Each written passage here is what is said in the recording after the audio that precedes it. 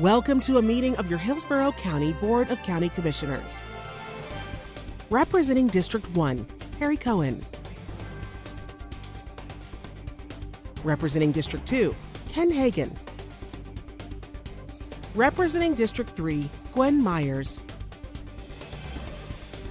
Representing District 4, Christine Miller.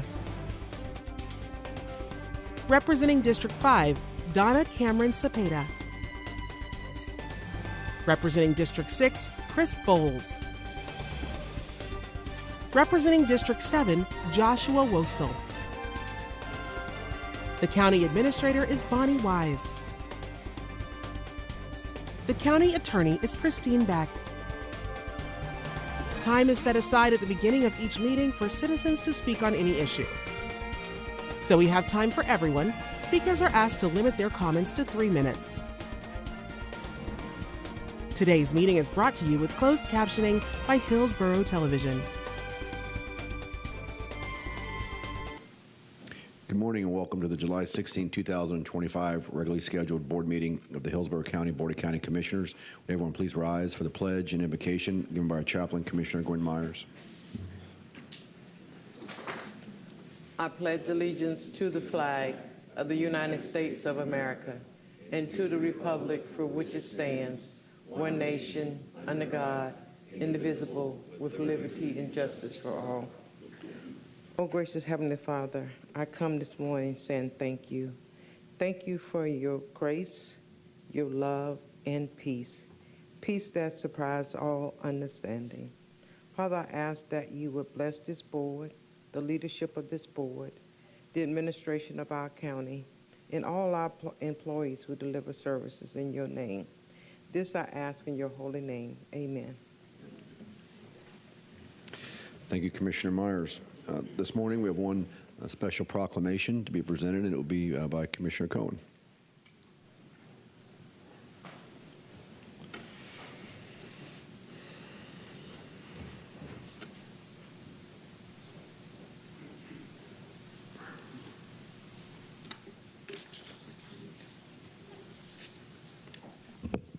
Thank you very much, Mr. Chair.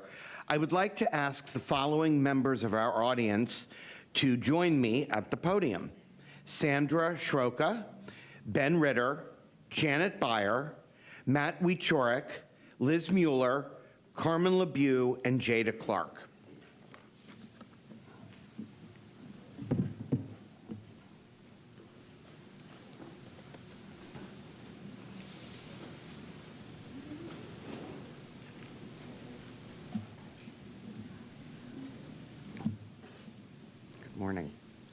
Good morning, everyone. Thank you, everyone, for joining us today. Since it was signed into law 35 years ago by President George H.W. Bush, the Americans with Disabilities Act has raised awareness and established a comprehensive national mandate for eliminating discrimination against individuals with disabilities. This landmark law has leveled the playing field, providing far wider access to people of all abilities than ever before, inspiring millions of people to get involved in their government and community, and encouraging many people to enter and remain in the workforce. The ADA inspires all of us to celebrate one another's contributions and gifts. In addition to learning about universal design, accommodations, and accessibility, to dispel the myths and apprehension about different personal abilities. It is my pleasure to present this proclamation in honor of all people who live with disabilities as victors and never as victims. The proclamation reads, whereas July 26, 2025 marks the 35th anniversary of the Americans with Disabilities Act, landmark legislation that was passed to ensure people with disabilities have the same civil rights and opportunities as those who don't. And whereas the principles of the Act foster fairness and belonging for all people with disabilities by reducing barriers, changing perceptions, and increasing full participation in community life. And whereas the law prohibits discrimination against individuals with disabilities in all areas of public life, including employment, schools, recreation, transportation, and all public and private places that are open to the community. And whereas the Americans with Disabilities Act mandates reasonable accommodation for people with disabilities, providing that everyone has full access to services, resources, and facilities. Whereas the Hillsborough County Alliance for Citizens with Disabilities enhances local compliance with the ADA, raises awareness about equity of people, and advocates on behalf of people with disabilities. And whereas the 35th anniversary of the passage of the ADA is celebrated with the theme ADA 35th, Celebrate, Learn, Share, Impacting Inclusion Through the Arts, which recognizes the importance of ensuring opportunities for the full inclusion and participation of residents with disabilities throughout the community. Now, therefore, be it proclaimed that the Board of County Commissioners of Hillsborough County, Florida, does hereby declare July 26, 2025 as Americans with Disabilities Act 35th Anniversary Awareness Day in Hillsborough County, and urges all residents and visitors to celebrate the 35th anniversary of the passage of the law by reaffirming their commitment to its principles and supporting fairness and belonging for people with disabilities, executed this 16th day of July 2025 and signed by all 7 of the Board of County Commissioners.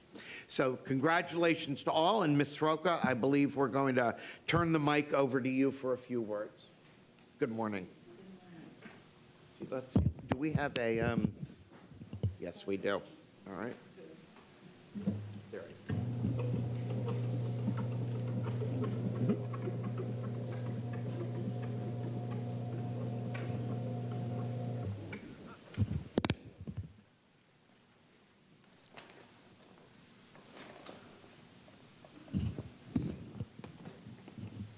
Thank you, Commissioner Cohen.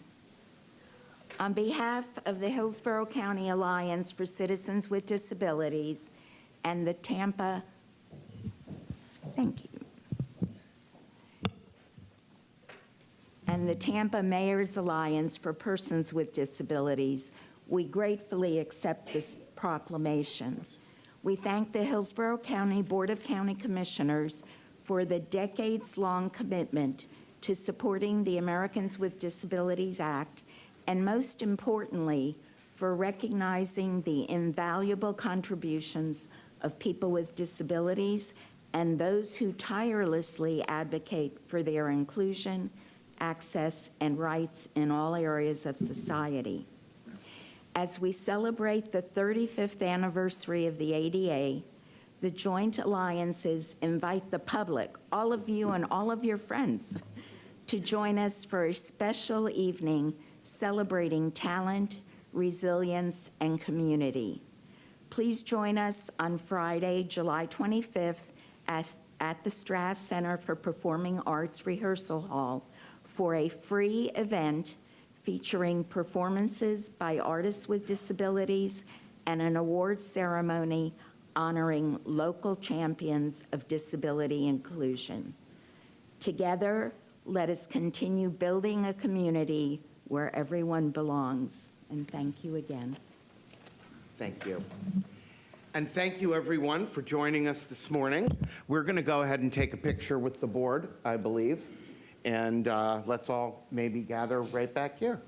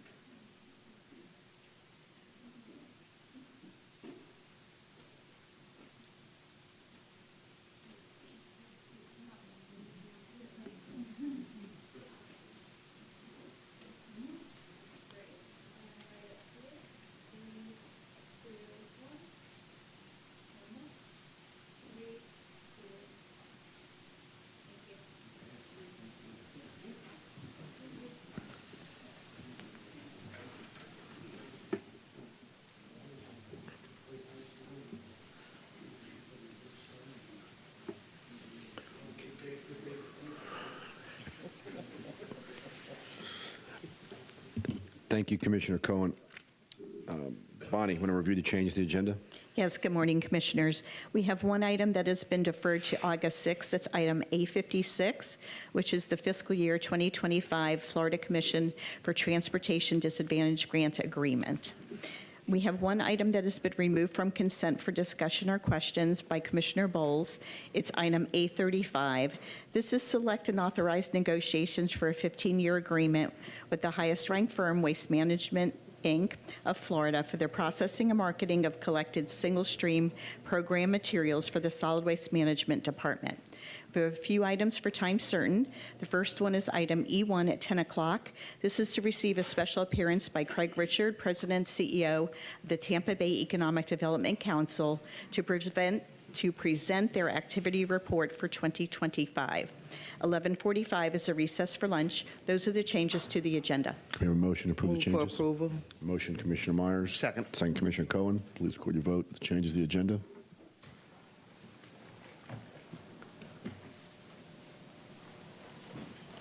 Motion carried 7-0. And the board will go into the public comment portion of the agenda. The board welcomes comments from citizens about any issue or concern. Your opinions are valued in terms of providing valuable input to board members. However, it is requested at the same time when you address the board that your comments are not directed personally at commissioners or staff, but rather the issues.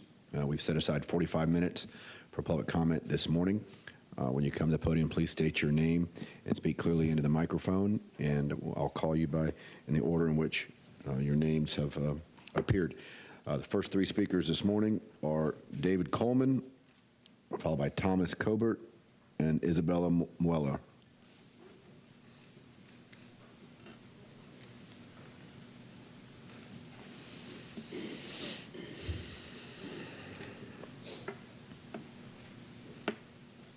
Good morning.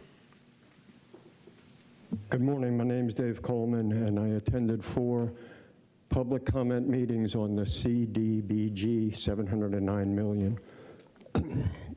As A1 through A5 reveal, affordable housing has to be a priority.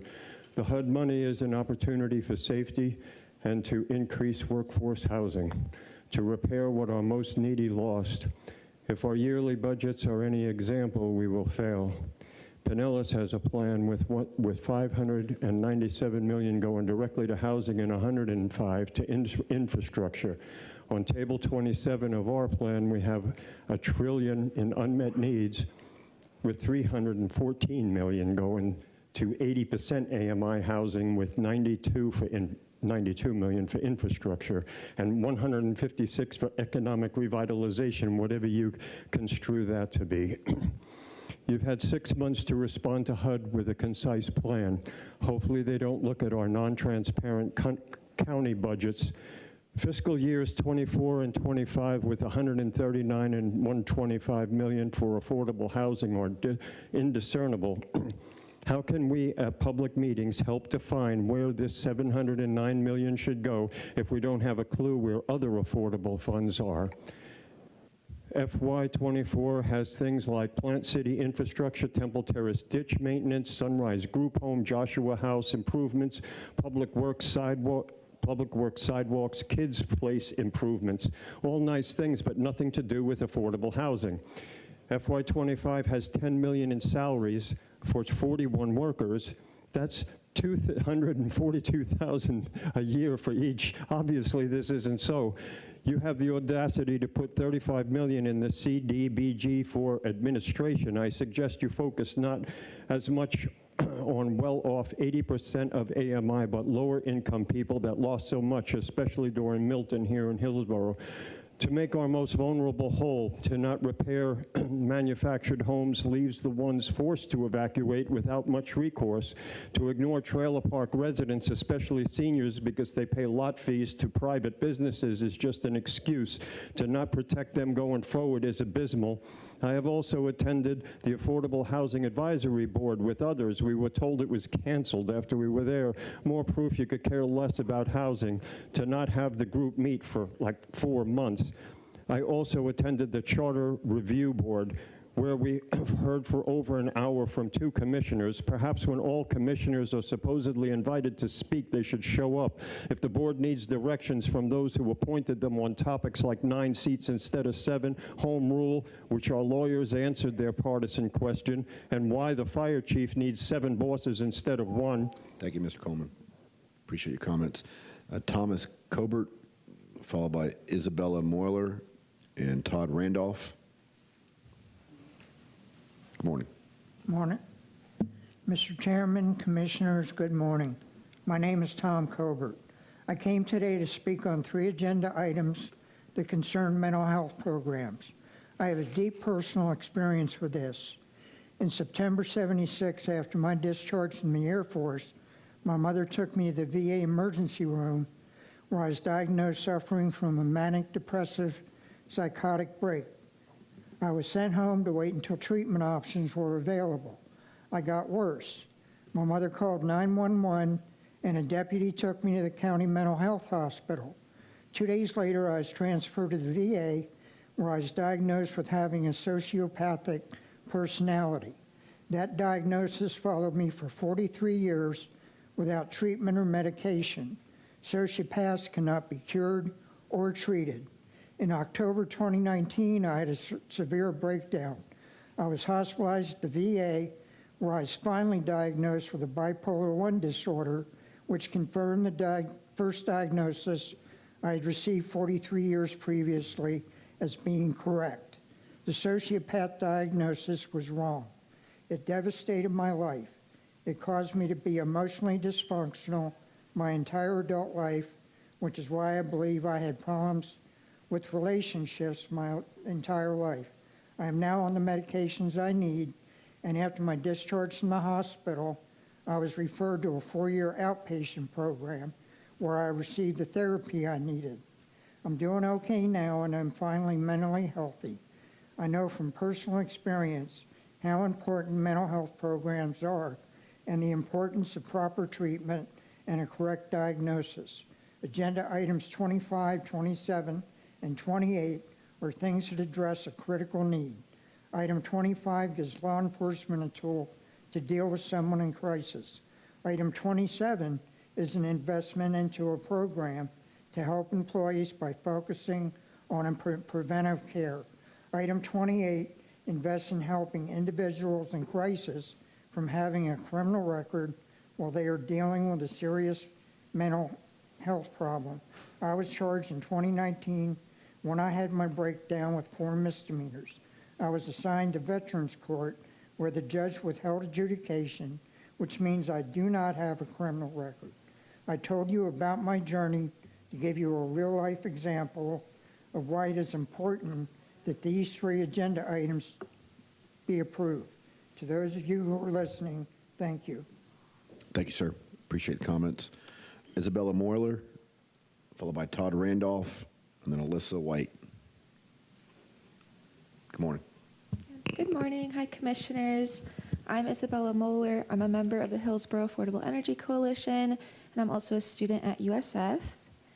And while I understand today that you're likely to approve the action plan for the Community Development Block Grant, I still want to express my concern about the lack of concrete details outlining real meaningful measures to protect our communities from future storms. A few weeks ago, I attended the public hearing in Plant City, where I heard firsthand from dozens of residents who were severely impacted by last year's hurricanes. Many of them showed up to voice how they want the county to invest this funding in infrastructure improvements that will prevent the devastating flooding and power outages we experienced after Hurricanes Helene and Milton. Unfortunately, your current plan does not adequately address these issues. It includes no specific projects, steps, or timelines for how the county will prepare for future storms. Frankly, it feels like a slap in the face to the people who lost their homes or suffered significant damage, and to all of us who are counting on you to use this funding to build long-term community resilience. There's no excuse for this plan to lack specific action steps, especially when our coalition has already provided you with an affordable energy and climate plan that includes clear recommendations for storm preparedness and resilience. I would like to specifically stress using a portion of these funds to invest in energy efficiency infrastructure. Improving energy efficiency countywide wouldn't just reduce energy bills, it would also support storm resilience by lowering energy demand and improving the structural integrity of buildings during extreme weather events. Right now, many residents, especially those living in multifamily housing and apartments, don't have access to these upgrades. The Community Development Grant offers a perfect opportunity to change that by helping fund energy efficiency upgrades in existing homes and buildings and ensuring that new construction is built to higher standards. With energy bills rising and stronger storms likely to happen in the future, investing in energy efficiency is a no-brainer. This is the kind of forward-thinking action our county needs to protect its most vulnerable residents and build lasting resilience. This is a once-in-a-generation opportunity, and you have the chance to be the commission that prioritized the well-being of our communities and led Hillsborough towards a stronger, more resilient future where we don't have to fear losing power or our homes every time a storm hits. These public dollars should prioritize long-term community resilience, not corporate profit. Please prepare us and make us stronger for the next hurricane. Thank you. Thank you. Todd Randolph, followed by Alyssa White, and then Ashton Maddow. Good morning. Hello, good morning. My name is Todd Randolph. I'm here to speak today about agenda item number B6, the CDBG-DR. I'm a resident of Hillsborough County and a member of the Sierra Club Tampa Bay group, of which participates in the Hillsborough Affordable Energy Coalition.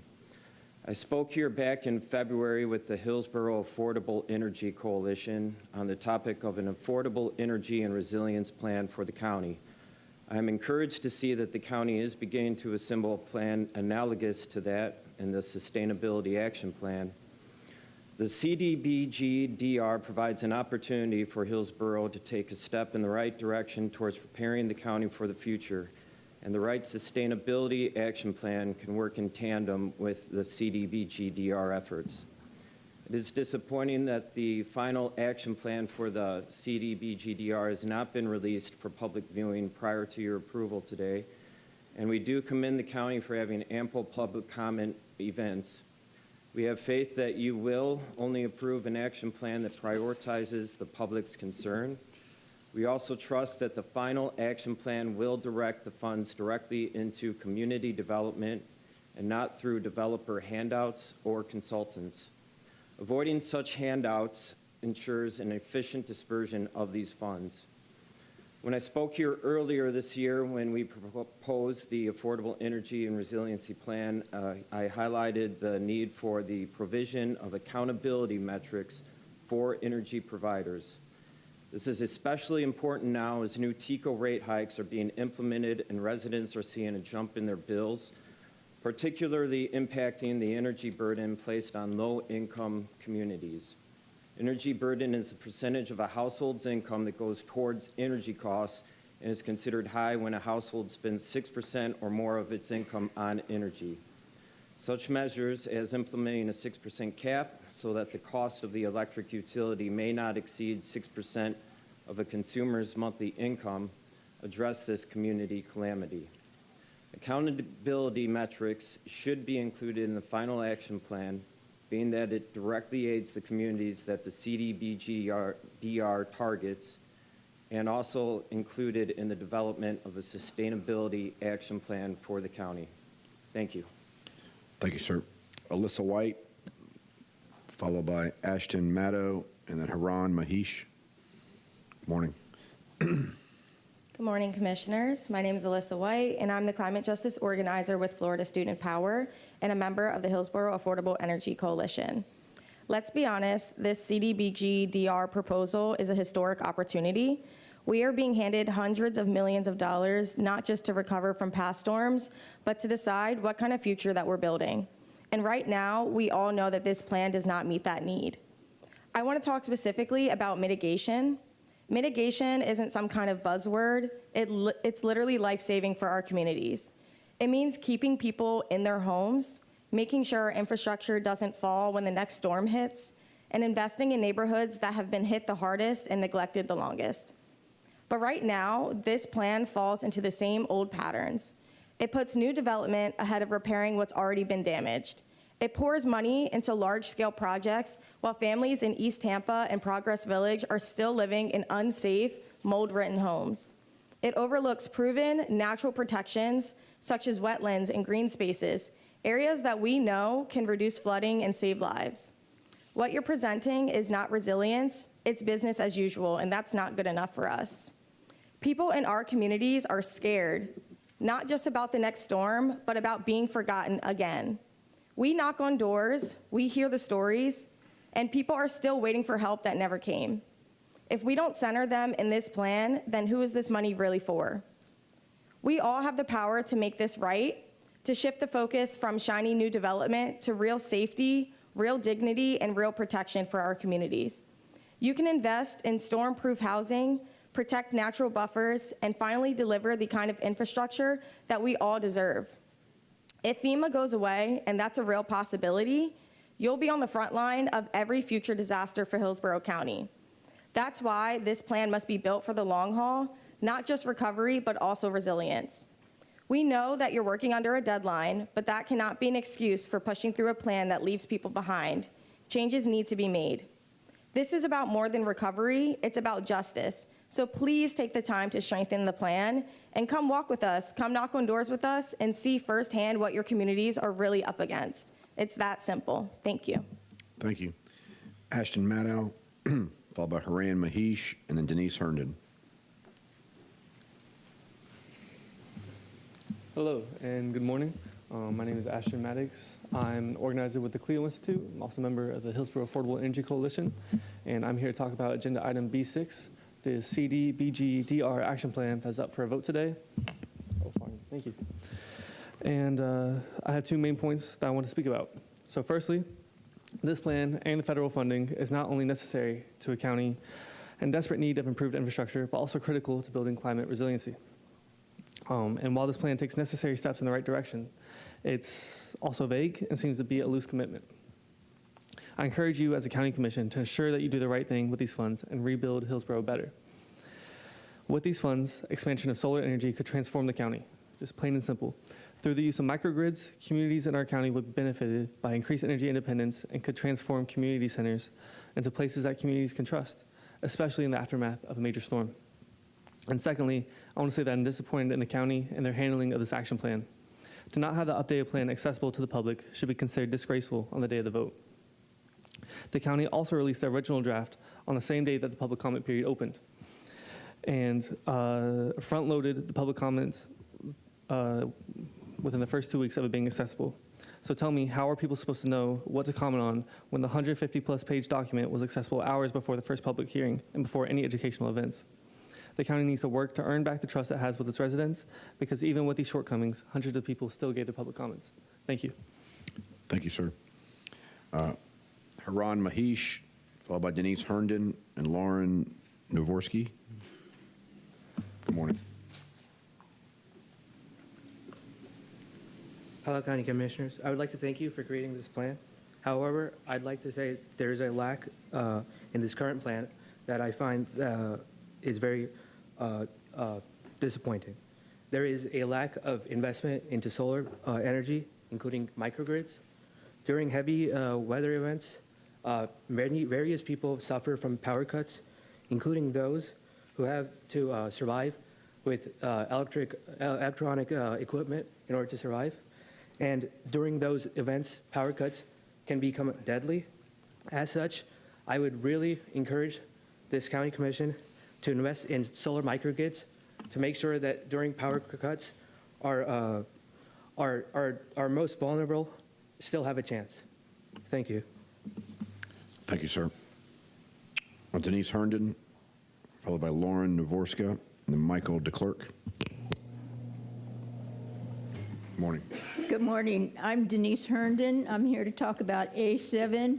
A lot of people think I'm homeless because of the cart that I have to use because I can't keep Shirlene Hammond, a dark web rebe, out of my home and her minion rebes. So I've got to speak to a lot of the homeless people. I was surprised to see that this ordinance was in the county commission or in our county since 91. There's a lot of people on the street that's their profession, panhandling. They don't want a home. there is mental illness in some of them, but I've spoken to one commissioner. I think the whole state ought to go with fining the vehicles, because that's the only way you're going to stop it. And this suit against the county commissioners, or against the county, I pray that you uphold it all the way to the end, because it is a danger to the pedestrian, it's a danger to other vehicles. There are so many road rage people out there already, and when you get stuck because somebody's searching for money on the road because they couldn't catch it out of somebody's hand, this needs to stop. And like I said, I hope you take care of this all the way to the end, because you have a right to freedom of speech, but you don't have the right to beg, panhandle money. And like I've said, I've spoken to several homeless people, and I have an advocacy for homeless people, but not the ones who don't want help, the ones who want to just sit there and get their drugs. Yes, a lot of them have mental illness, but they choose to get street drugs instead of taking care of it properly. So thank you very much. And like I said, I was surprised to see that this ordinance has been in the Hillsborough County since '91, and nothing has been done till recently. Thank you. Thank you, Ms. Herndon. Lauren Navorska, followed by Michael DeClerc, and then Joaquin Muriel. Thank you. Hi, good morning. My name is Lauren Navorska, and I'm here with Tampa Bay Waterkeeper to address the urgent need for increased funding for water quality monitoring and stormwater and wastewater infrastructure. Water is essential to public and environmental health. Yet Tampa's sprawling water and sanitation system is in need of critical upgrades. Stormwater and wastewater are the largest sources of pollution in our watershed, causing marine debris and nitrogen to contaminate our water sources. This excess of nitrogen is associated with harmful algal blooms, such as red tide, reduced oxygen, fish kills, and a loss of essential fish habitats, such as seagrass.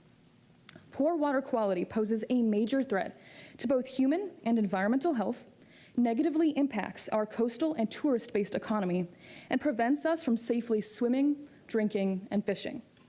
To improve water quality for the benefit of Tampa Bay residents, we must approve a budget that further resources to the Public Works Department for the agency to enhance, monitor, maintain, and expand stormwater infrastructure.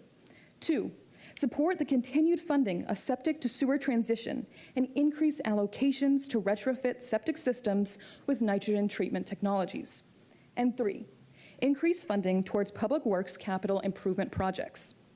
We understand that the Public Works Department has significant logistical and technical challenges ahead of it. Therefore, we support adequate funding for this department to make the necessary upgrades. If the county prioritizes water quality and stormwater infrastructure, they prioritize resilience. Thank you so much for your consideration. Thank you. Michael DeClerc, followed by Joaquin Mariel, and then a Catherine Manulian, which is virtual. Good morning, sir. Good morning. My name is Mike DeClerc, and I reside at 5011 Oakline View Drive in Lithia.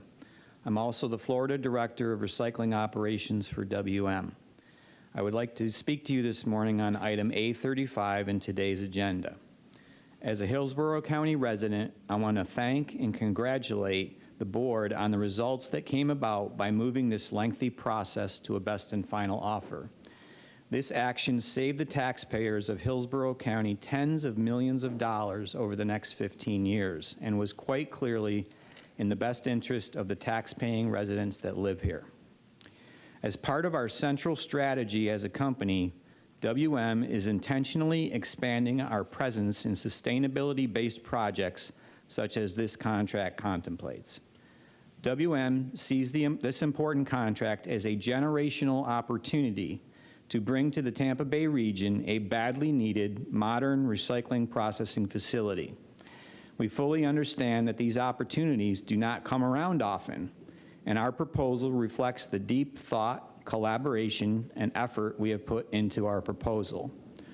From the president of WM on down to the Florida team, we feel very confident in our financial proposal and understand and will comply with the price adjustments that are written into the RFP and contract, and will seek nothing more from the county other than those terms and conditions. There will certainly be other customers at this facility, but WM understands that the volume and quality of material Hillsborough County has is unmatched, and the price we have put forth reflects that fact. The county's volume is the nest egg that we need to justify the significant investment we are making to build this facility.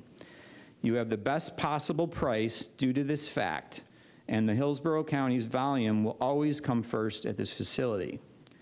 WM intends to construct and operate a recycling facility that Hillsborough County, the City of Tampa, and the Greater Tampa Bay region will be proud of now and for years to come. This facility will be a shining star in the recycling processing space, not only in Florida, but will serve as one of the most technologically advanced modern facilities anywhere in North America. And we can't wait to get started. I make myself available to any questions you may have now or later in this meeting. Thank you once again for this opportunity. Thank you, sir. Joaquin Mariel, followed by Catherine Manuelian, which is virtual, and then Daryl Starling. Good morning. Good morning, Commissioners. Thank you very much for the opportunity to address this meeting. My name is Joaquin Mariel. I'm the Chief Commercial Officer at Balcones Recycling. We're the largest independently owned pure-play recycling company in North America. I'm here today to speak on the topic of Agenda Item A35, the selection and authorization to negotiate a 15-year agreement for processing and marketing of recyclables, pursuant to RFP number 24-24791. Last fall, our firm was here at this meeting, having received a recommendation for award by county staff based on being the highest scoring and best value bidder on that procurement. No other vendor had followed the appropriate process, protesting the process or that decision. At this meeting, the competing bidder stood up and said that they had millions of dollars of additional revenue sources that they had not included in their original bid, and requested that this body request best and final proposals so that they could present their additional revenue offerings to you. Fast forward to today, and that vendor has now received the highest score after best and final bids were evaluated, not based on having proposed more additional revenue streams than we did in our best and final proposal. No, they scored higher because they reduced their original proposed fixed processing fee by more than 25%, from $103 per ton down to $75 per ton. That's a $28 per ton difference over the life of the contract. I believe the county should be concerned about this for three reasons. One, $75 per ton is really not an economically viable or sustainable rate for a contract of this size or this scope requiring the level of capital investment that it does. If it was, both the other vendor and our firm would have proposed rates similar to that or near that originally. Considering this, I would hope that you'd be concerned for the long-term viability and sustainability of the economics of that project. Second, if this vendor was able to perform on this contract at this rate all along, why were they willing to overcharge the county by what would equate to over $26 million over the course of the contract based on their original bid? And third, why did this vendor use the best and final proceedings to drop the proposed fixed rate to what could be considered under market level and not to propose the millions of dollars of additional revenue that they stood here last October and said that they had? I would ask that this commission, this body, consider one of three potential paths forward in light of these concerns. First, go back to the original recommendation from county staff. They held a very thorough process. I commend them for it. It was very long and very complicated. Second, potentially consider canceling the procurement and starting over. Really take a close look at the market and evaluate what you think is economically sustainable over the long term. Or third, and possibly the best option, direct staff to negotiate final rates with both vendors, our firm and the other vendor, to fully evaluate the proposed rate decreases that both of us have proposed. Thank you very much. Thank you for your comments, sir. Next speaker is Catherine Million, virtually, followed by Daryl Starling in person.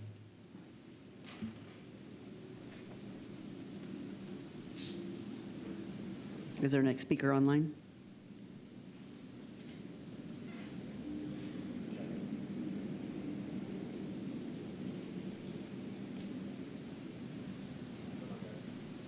Madam Chair, Yes.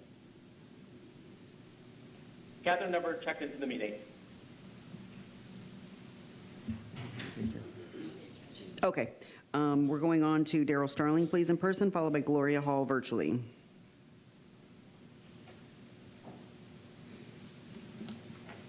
You don't see him? Next up, Gloria Hall virtually.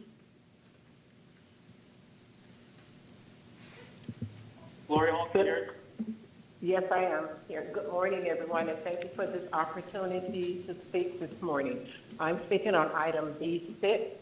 As I stated, my name is Gloria Hall, and thank you for this opportunity to speak as a longtime resident of Progress Village. My family have lived in Progress Village for over 4 years. Soon after marriage, my husband and I wanted a place to safely raise our family, and Progress Village became that place. We moved into 8204 Cloten Avenue 46 years ago. Our daughter then only 1 month old. The community was the right place for us. We raised our children in Progress Village, and they have become successful and productive part of our society. My daughter, Dr. Adrienne Wilson, began her education at Progress Village Elementary School. Now she's a thriving leader in the Tampa Bay area. Our son, Jimmy Hall Jr., entered the U.S. Army right after high school and is currently a command sergeant major with almost 30 years of dedicated service to our country.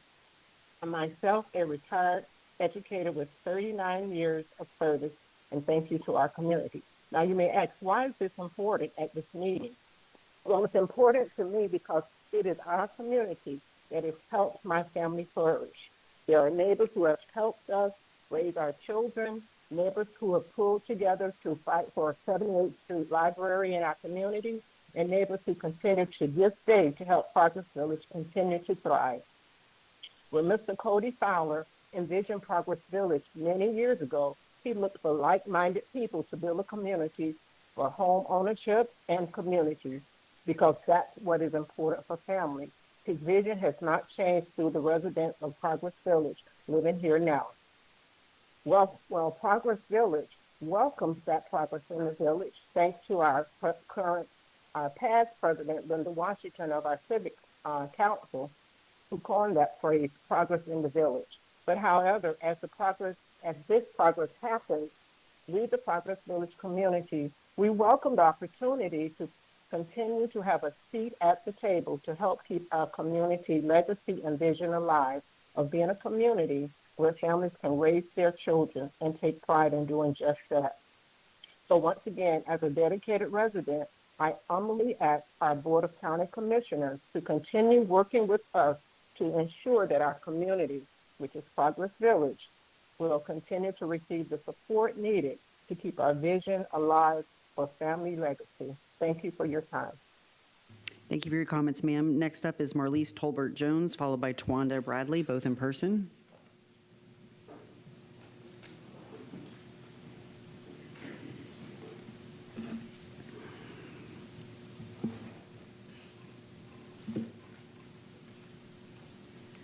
Good morning. My name is Marlise Tolbert-Jones. I am a proud resident of Progress Village. I'm here to speak to you all about my deep passion for Progress Village. As a native of Tampa, my roots run deep for Progress Village. I was born and raised in Progress Village, where my parents were one of the first 7 to receive a key for the newly developed African American community. My parents raised 7 kids in the village, and we all graduated from high school, and some from college. My family has been not only residents of Progress Village, they've also owned businesses in the community, where my Aunt Frances Pasco was a barber for over 40 years. We continue to live in the village, purchase additional properties in the village, and we also, worship at Victory AME Church in Progress Village. I'm here today mostly to explain to you all how we have been missed at the table. We've always been on the menu but have not been able to sit and receive the information and things that are dear to us. We have been in the middle of everything. We're prime property now, but as growing up, there was nobody around us, nothing but cows and pigs and that would come and eat our little gardens, and we just enjoyed life. But now everything has changed, and I do understand change, and we welcome change, but we also want to be able to be at the table and know what changes are coming. We don't want to have to walk out of our front door and find out that there is a building so tall that we can't even see our neighbors next door. We want our children to be able to enjoy life like we did in Progress Village, because that is what we were used to. I own several properties in Progress Village and in the surrounding area, but my root is in the village. It's always about the village. We are truly a village that look after each other's children. We go and visit and feed our elderly. We take them to doctor's appointments. I go by every Saturday. My daughter and I, we deliver bread and sweets and everything to the neighbors. We feed the homeless out there. You know, we have some people out there that lived in the village that no longer have homes. And thank you for your comments, ma'am. Next up is Twanda Bradley, followed by David Sinclair.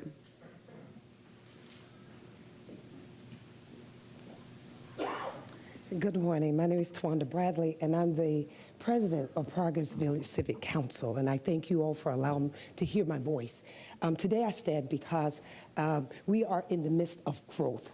As said before, Ms. Washington was the president prior to myself. In that growth, there is progress in the village.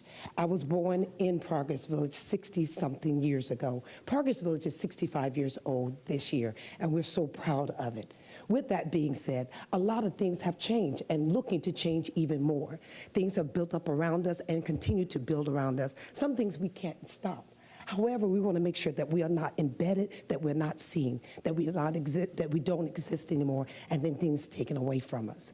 All we ask is that we, as said before, be heard. Be able to sit at the table and make sure that progress is continuing in the village. And the developers that are coming around us, because there's so many have come around us that we didn't know. It just happened.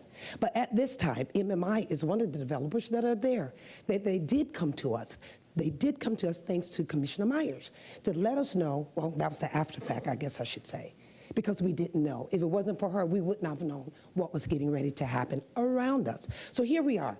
We are sitting near the table. We want to make sure we are at the table. We want to make sure that it's not just with MMI, but it's with you all as well. Many of the things that Progress Village is asking MMI to help us along with, because they're bringing on a lot of things that are concerns for me as the president. I shared with you all back in October that safety is a big concern. There are going to be many, many more cars. Density is going to grow in that area so unbelievable. We already have traffic issues. We have a truck route going in between our village right now. The roads are already bad, and they're going to get worse. And so what we're asking for when these things start happening, that you don't forget us, and that the roads that are already bad, let's fix them now. And keep an eye on us, because it's going to grow so bad. And the safety of our village, when they're crossing the boulevard, that same road, that truck route, the kids, you all have done a great job in improving the community part. But the kids are coming over more and more. Great, but it's not safe. And just imagine more cars coming by. We are just asking for that. Last but not least is the stormwater. As you already know, we were impacted tremendously, water to here. I walked the village the day after the last storm. 3 storms. We went from knee-high to waist-high to beneath the breast. As the stormwater is being worked on now, and the new things are coming, we just want to make sure what you're dumping down into us, that you are taking care of us. Thank you. Thank you. Next speaker is David Sinclair, followed by Robin Lockett.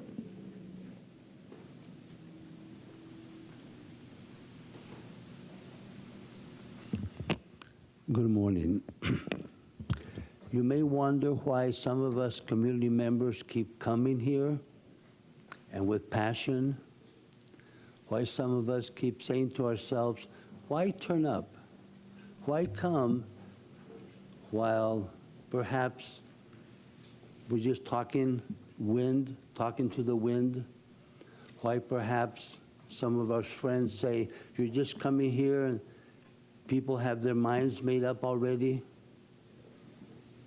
Well, I believe that each of you here have the capacity. You're good people. You do have the capacity, and that's why I'm here, because I trust that as human beings, you do have a good side. You do have a good side to see that you do have the opportunity to leave a legacy here in the community. I know that these issues we're talking about, and I'm here to speak about the item B6. It's a good vitamin. Item V6 gives you the opportunity to deal with bread and butter issues, with pocketbook issues, with the consequences of natural disasters that deal with energy burdens, with the pocketbook issues that your parties resound with. The public comes and speaks to you when the burden of energy issues, the expenses that come when natural disasters hit, and you respond. This is an opportunity for you to support these issues on B6. Respond. Leave a legacy to the community. Support this, and remember that affordable housing and relieve energy burdens and support energy efficiency when these affordable housing is supported. Support energy efficiency, relieve energy burdens. You can leave a legacy when you are gone. We come to you because we trust that you have the capacity. Speak to the community and leave your legacy. That's why I'm here, because I trust you have the capacity, each of you. We may have different opinions about you, but you can be good legacy leavers. Thank you. Thank you, Mr. Sinclair. Robin Lockett, and then our last speaker this morning will be John Frazier. Good morning. Oops. Good morning, Commissioners. I'm here about the CDBG funds. Florida Rising attended 6 out of the 7 meetings, and I applaud the county for going over and above what was required. In some of the meetings, there was great attendance, other meetings there weren't, right? But I'm here to, we have always been the voice of those that didn't know that they have power. I wouldn't want you guys to take the lack of attendance or responses with your constituents as them not caring, right? Because a lot of people don't know what they don't know. A lot of people wouldn't know to contact the county, especially in multi-family housing, about the house because they don't own the house. Someone else owns it. The property developer or whatever owns it. So a person wouldn't know to come and say that they can't pay their rent, say that they have been evicted, advised to ask the county for help because they're still trying to survive. So when you get this action plan back and it's approved, I would want you to just gleam into your constituents' views or their lens to see where they are, not looking at the numbers of who attended, how many attended. There were a lot of homeowners that attended, but they own the home. The people in multifamily housing don't own those apartments. So again, they're trying to survive because their apartments were damaged to not repair. And it depends on the owner of the apartment complex as to whether they're going to repair it or not, right? So people are still in hotels, still displaced because of the storm.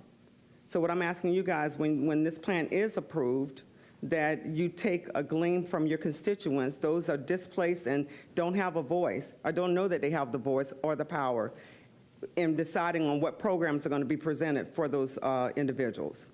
Thank you for your time. Thank you, Ms. Lockett. Last speaker this morning, John Frazier. Is John here? Okay, if not, that closes the public comment portion of the agenda. Can we have a motion to approve the consent? So moved. Motion, Commissioner Second. Wostel, second, Commissioner Myers. Please record your vote on the consent agenda.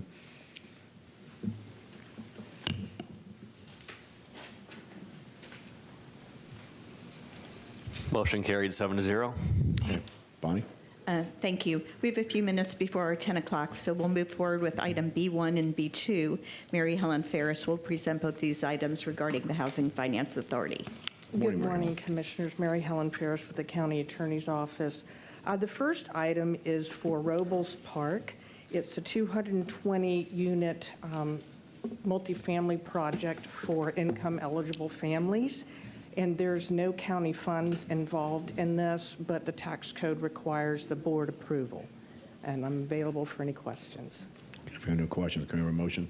Move for approval. Motion, Commissioner Second. Myers, second, Commissioner Cohen. Please record your vote on B1.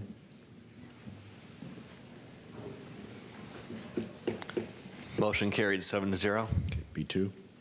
And B2 is a little bit different. This project has already been completed. The developer is going, and it's a low-income project. The developer is moving from the construction financing to permanent, and the developer had some funds left over in the construction budget that they're moving over to their permanent financing, but in doing so, that triggers the need under the tax code for board approval. There's no county involved, funds involved in this item. All right, can we have a motion? Move approval. Second. Motion, Commissioner Cohen, second, Commissioner Myers. Please record your vote on B2. Motion carried 7-0. Thank you. Thank you, Mayor Helen. Thank you. We can move on to item B3. This is to approve the artist's rendition of artwork for a roundabout in Durant Road and Little Road and Dover Road. Josh Bellotti is here to present item B3. This had been previously pulled from a prior agenda. Good morning, Josh.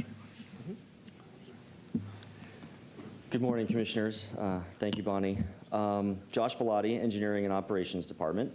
This item that you have before you today includes the selected artist's rendition of the public art proposed for the roundabout, which is to be constructed as part of the funded capital project for intersection safety improvements on Durant Road at Little Road and Dover Road.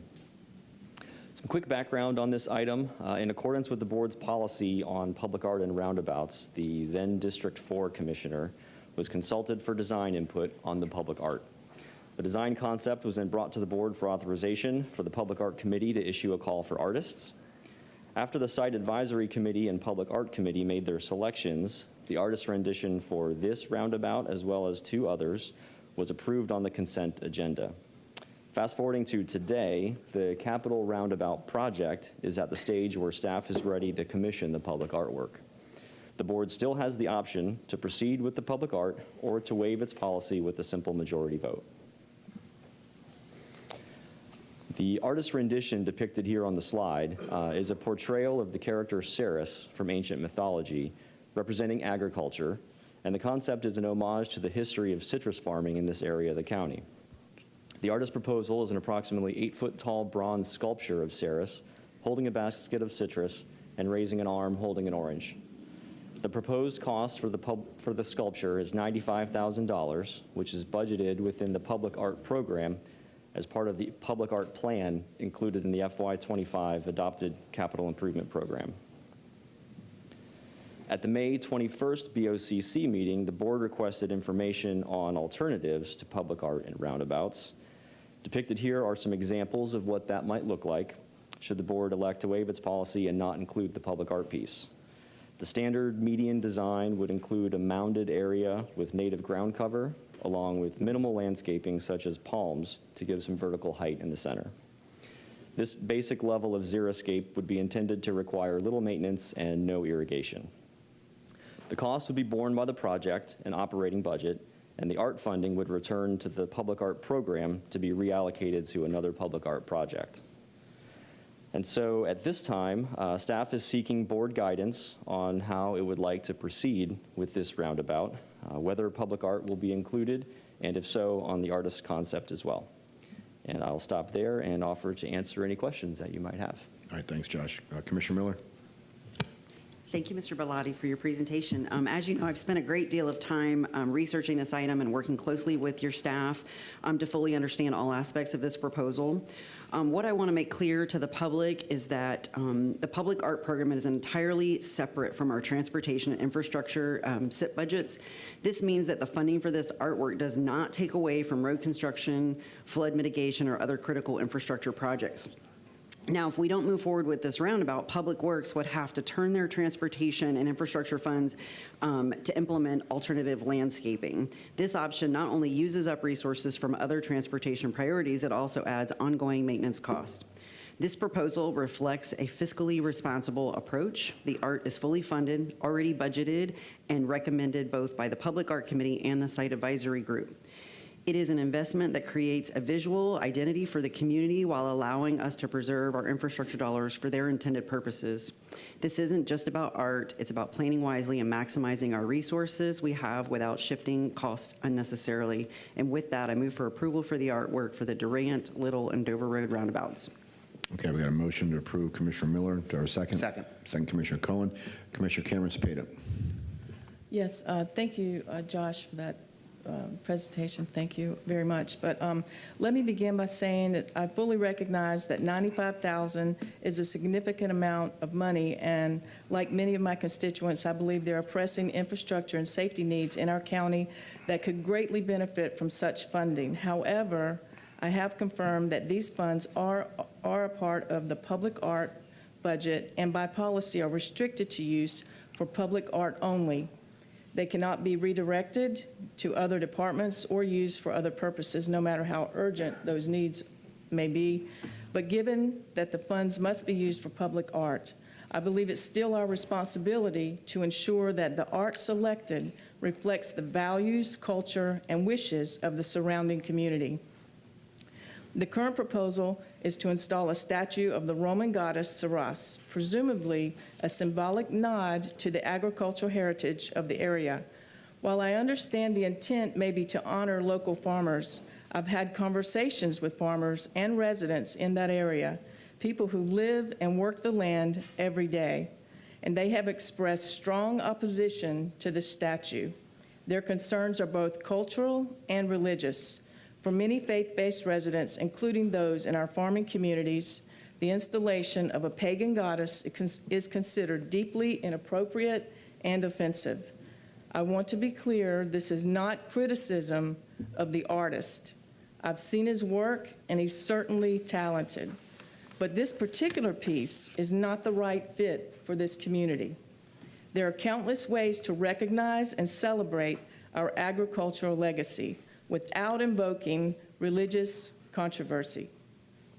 Also, the very farmers this statue was meant to honor, they have told me that they would prefer also that no individual would be singled out in any new art and would rather see something more neutral, like a representation of strawberries or crops that will still communicate our agricultural pride without the religious connotation.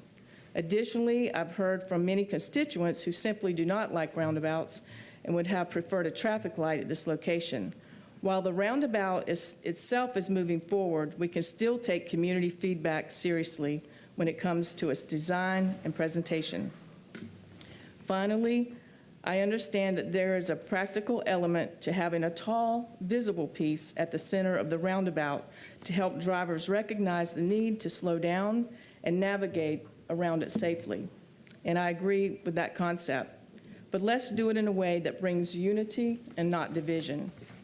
So I would like to make a motion to have staff and the Arts Committee collaborate with the same artist to design an alternative statue that more appropriately reflects the identity of the local community and conveys our agricultural heritage without any religious connotation. Thank you. Okay, we have a substitute motion by Commissioner Cameron Cepeda for staff and the Art Committee to work with the artist to come up with a different structure. Do we have a second? This is the farmers themselves saying this also. They really disagree with this statute. All right, do we have a second in the motion? Strongly disagree. All right, if not, the motion fails for lack of a second. Go back to the original motion. Commissioner Wilson? Thank you. My issue isn't any of those things, but I'm confused. This is property tax dollars in the art. Is that what funds the arts budget, or is it coming from the state? Is that why it can't be redirected? I'm imagining that it's property taxes. Well, it could be property taxes, yes, but it's not money from the state. Well, then if it's property taxes, it could absolutely be going to transportation. So that's why both of the comments were very confusing to me. So is it property taxes? I don't have the answer to that, Commissioner. I can tell you that it's not state funds. These are It's local. definitely these not are state local funds. funds. So then it could be used. It's a mix of funding that is in the public art program. It's in the adopted capital improvement program. But it's dedicated for public art. But yes, the original source could be dedicated But to something we can else. amend Right. any budget that we want under the Florida state's statutes and constitution of our budget, right? Can I get an acknowledgement on that? Yeah, it's just we're following your existing policy. The money You can could be amend your used policy. for transportation and the decades long of different sidewalk issues. If Correct. the board chose to do that, then yes, I believe that it could. Okay, because they're saying they were been informed that it could not be, but I want to make clear that it absolutely could go towards the decades plus long backlog of transportation and safety improvements. And that's the only reason that I can't support it until we get a functioning program that keeps those things up to date and safe for our citizens and our communities, so we're not having millions of dollars of trip and fall claims. That's the only reason that I can't support this. And then afterwards, mum's the word. Thank you. I thank you.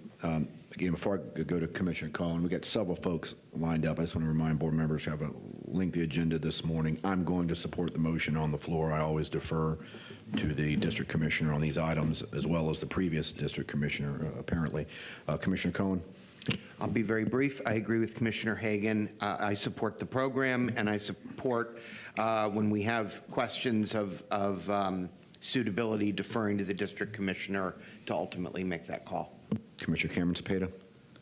Yes, when I originally brought this up, as Commissioner Wostel was saying, the same reasons he was just saying was the reasons why I originally brought this up was because of that. We could put the funding towards something else.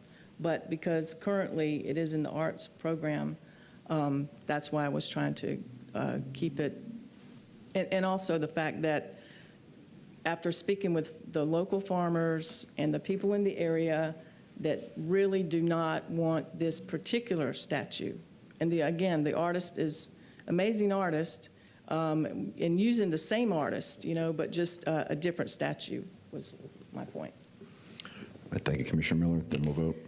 Yes, Commissioner Whistle, I would encourage you to meet with the team. I spent a lengthy amount of time on this, and I do hear you when you talk about the taxpayers' dollars, but something has to go. The roundabouts have been approved, and they've been approved all along the roads going in District 4, and there are ongoing costs with the other alternatives, which was ultimately why I chose to support it.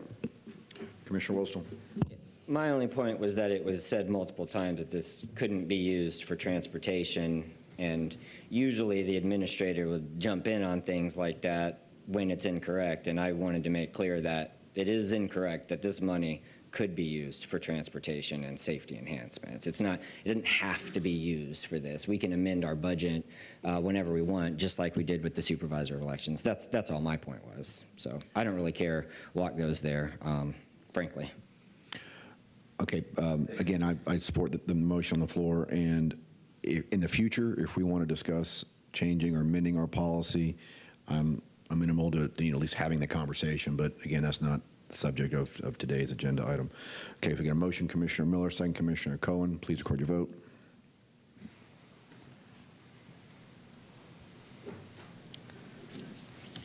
Commissioner Myers? Yes.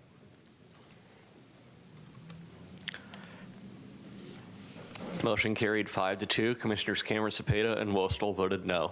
Okay, thanks, Josh. Bonnie, we got 10 o'clock time certain? 10 o'clock time certain is item E1. This is to receive a special appearance by Craig Richard, President and CEO of the Tampa Bay Economic Development Council, and he's going to present their activity report for 2025.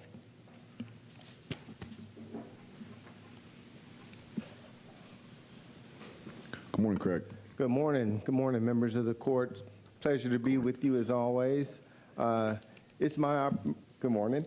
It's my pleasure to present to you an update for the first 2 quarters of this fiscal year.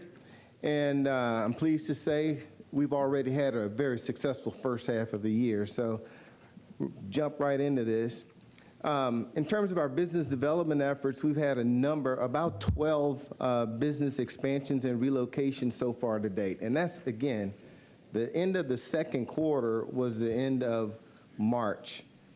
Since then, this past quarter that I'm going to report to you on the next time I come and see you, you'll see there's even more business activity that I'm happy to report on. So as of the first 2 quarters, we've announced 12 projects that have chosen Hillsborough County as an expansion destination. In terms of our goal is 22.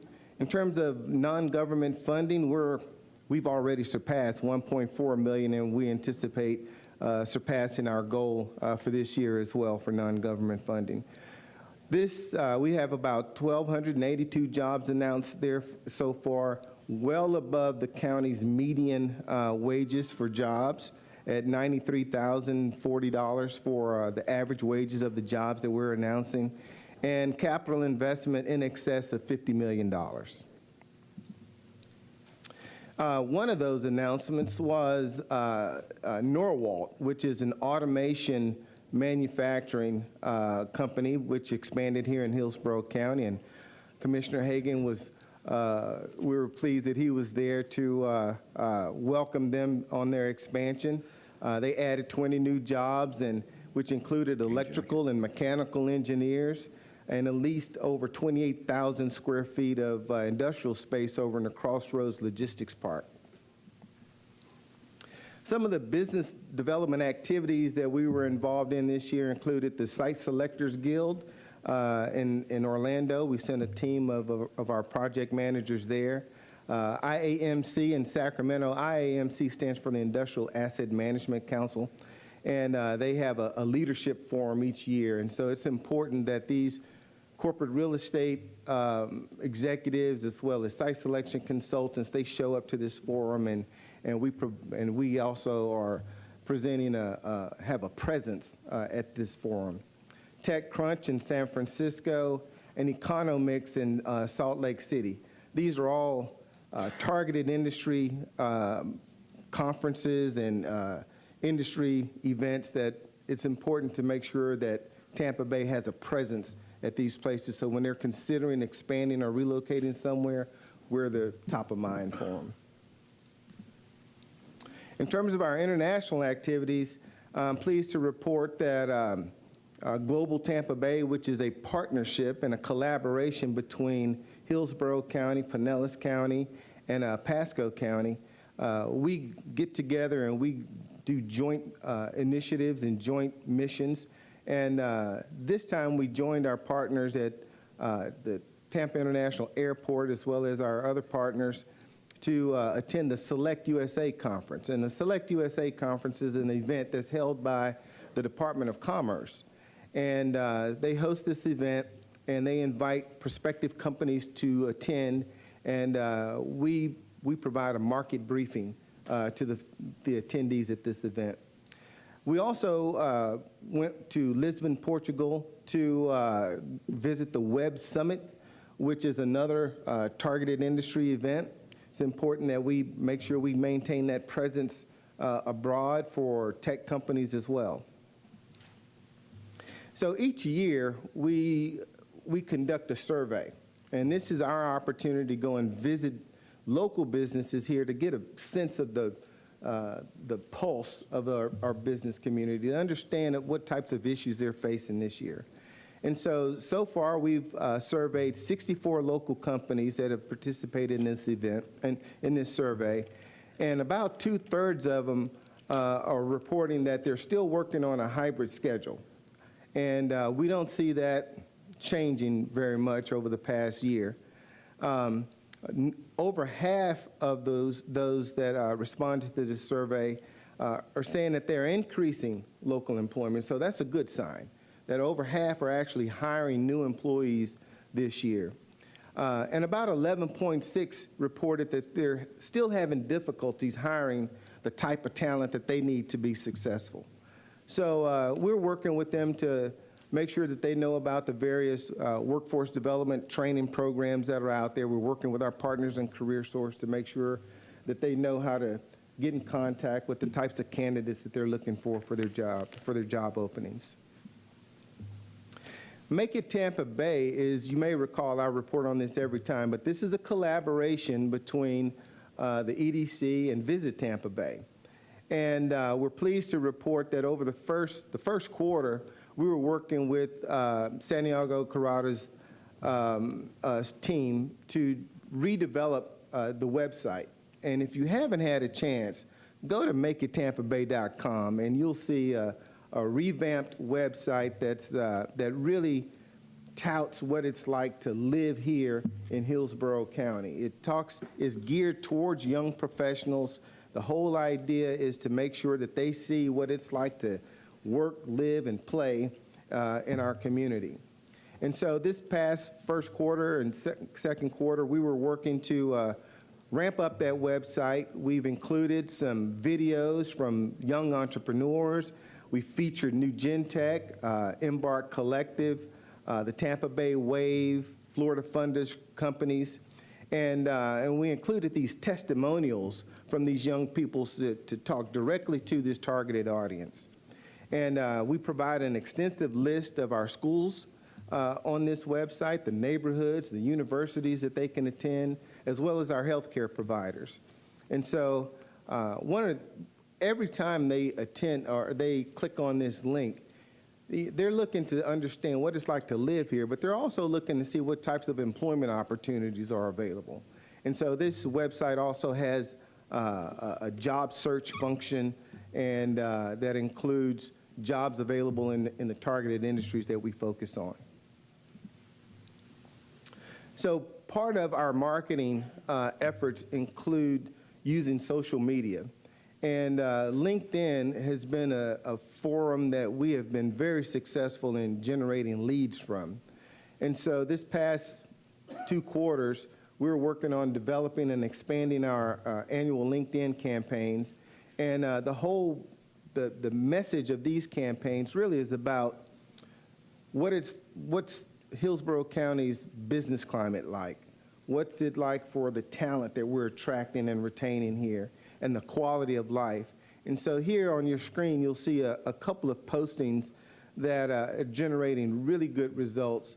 And this is just part of the social media blitz that we put out there to generate the types of leads of companies that we want to attract here to Hillsborough County. So far, as of May 28th, we've had over 5,700 clicks to these that generates direct hits to our website that shows them what it's like to live here, and more than 500,000 impressions. So it's starting off, and it's going to ramp up and be even more successful. And I want to remind you, last year, we had 6 companies that chose Hillsborough County because of these LinkedIn leads. So they are effective. And that's the end of my report. Nice, brief, short. So happy to answer any questions that you might have. Well, appreciate the brevity, Mr. Richard, and you're doing an outstanding job. We appreciate it. Had I known you were going to show that one picture, I would not be wearing this jacket and pants today. But keep up the great work. We do appreciate it. Much appreciated. Appreciate your partnership as well. Okay, thank you. Thank you. Bonnie, next item. The next item is item B4. This is to authorize staff to negotiate with MMI for a 13.15-acre easement on a portion of county-owned property in Progress Village. John Muller will present this item. Greg Horwoodell is also here for any questions. Good morning, Chair. Good morning, Commissioners. John Muller, Director for Facilities Management and Real Estate Services. You may recall that we first brought this concept to you on October 2nd, 2024. At that time, we were authorized to issue a public notice to solicit proposals. That notice was published on both the 16th and 23rd of February with a response deadline of March 28th. In the end, Development was the only respondent. On this first slide, this is a quick reminder of the site. The county project, by the way, is well underway, as you see, thanks to Josh over here, is on the photo on the right. The county is usually using approximately 27 acres of the 40-acre site for a $16 million ARP-funded Progress Village Drainage Improvement Project. What remains is what was in the offer is the 13.15 acres, and again, that was offered as an easement for stormwater or floodplain management. So again, the offer was made to any proposed development in the 37-mile square acre Delaney Archie Creek watershed. On the left, you can see the highlights from the MMI proposal letter, which were basically in line with their original unsolicited proposal that started this process. So today, what are we asking? We're asking for your authorization to move forward with negotiating terms and details with MMI for a stormwater and floodplain management easement. The negotiation includes the details and guarantees on key items like water storage, flood mitigation, drainage benefits, and long-term maintenance commitments. We have to ensure that all of this aligns with the county stormwater management goals, as well as, and we heard from the public today, enhances the Progress Village community. As well, our item here reinforces our expectations, as we stated in our offer, as to what the county and public benefits are. When and if that negotiation, we are satisfied with the terms, we will bring back a detailed agreement for your full consideration in the future. I will mention, since there was public comment today on this, that our notice did call for a community engagement plan, not just a one-and-done meeting, but several with an ongoing schedule, including the Progress Village Civic Association, and as well, at the end of, before we even presented anything to you, we would conduct our own independent, as the real estate department does with communications, our own public engagement meeting as well. So we're not asking for any commitments today. We're just asking for the ability to go negotiate this with the terms that we originally looked for. Thank you.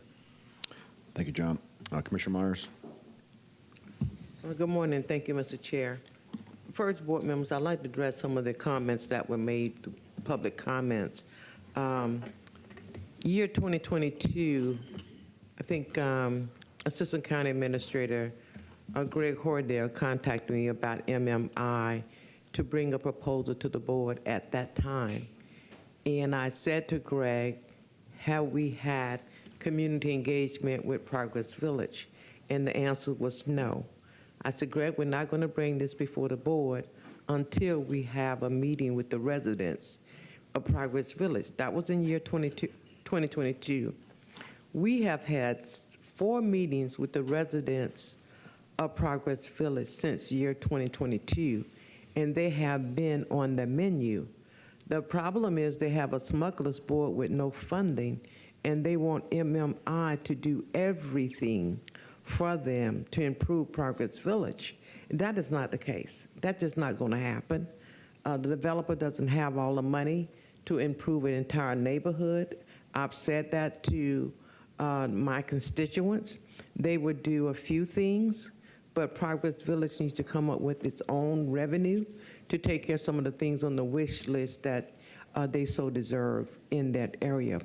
Couple of things that we did discuss with them is one was being to improve the recreation, the old Progress Village recreation facility. That is still on the table. That is a part of the community agreement benefit package that has to come back to us. We're not there yet, and so I'm very disappointed to hear from my constituents this morning if they're not being involved. They attend the meetings, but if you're not listening and paying attention what the developer and what the county is saying, you're going to feel that you're left out. And every time we have a meeting, we have new constituents to come to a meeting, and so it changes. But our change is what the county is trying to do with this flooding that is going on in Progress Village. It remains the same. And so about 3 weeks ago, I got another wish list from Progress Village, wanting to change some more things. I said, Greg, we're going to go to the board on the 16th to get this funding done, get the easement done so we can move forward, because every year we know we have a raining problem in Progress Village with flooding. This is one of the things that MMI want to address is the storm water. We still already have invested today $10 million to improve the drainage out in Progress Village. Josh and I toured several times out in Progress Village to see how we can make things better. So they are part of the menu. They're at the table. We're making things happen. It's just not coming fast enough, and we cannot take care of their wish list. So therefore, I'm going to move for approval on this project on B4. Do we get a Thank motion you. to approve? Commissioner Myers, second Commissioner Bowles, Commissioner Wolstel. Thank you, Mr. Chair. As all of the leaders of Progress Village will attest, I have worked close and intimately with that community, mainly due to the historical and sensitive nature of their history. I gave MMI one task when I was originally approached, and that was to earn a letter of support from the leaders of the project Village Civic Association, Progress Village Civic Association, and they have failed to do so. And only for that reason, I will continue to be a no vote until they earn that letter of support. Thank you. Okay, we got a motion and a second. Please record your vote on B4. Motion carried 6-1. Commissioner Wolstel voted no. Thank you. Thank you. Thanks, John. John, don't go anywhere.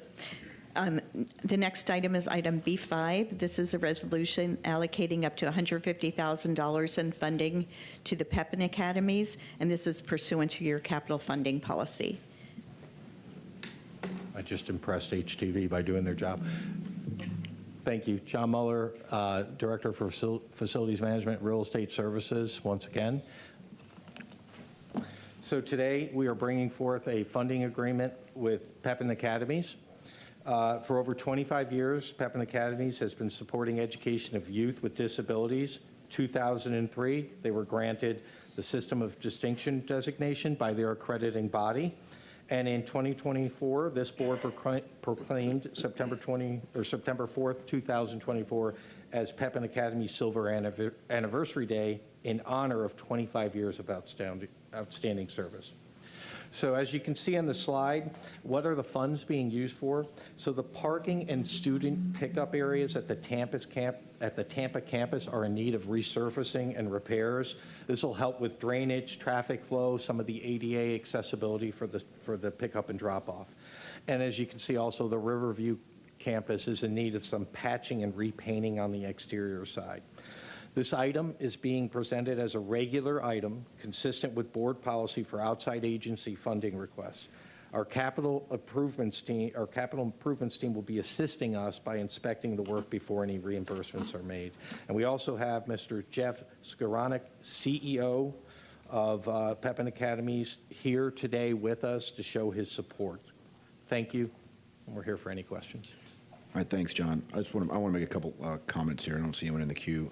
I go back a long way with Pepin Academies. Over 25 years ago, Tom Pepin had an incredible vision. He recognized that not every child learns the same way. Some have challenges that require learning in a non-traditional manner. I've had the privilege over the last, 23 years to attend groundbreakings, ribbon cuttings. I've spoken at Pepin for Great American Teach-Ins and most recently attended the 25th anniversary celebration. They have an outstanding and dynamic leader, and Jeff Skoranek, who's here. I can tell you that if he wasn't leading Pepin Academies, he would be as a very successful football coach, because he knows how to rally the support for this school that he's so very passionate about. They have an incredible track record.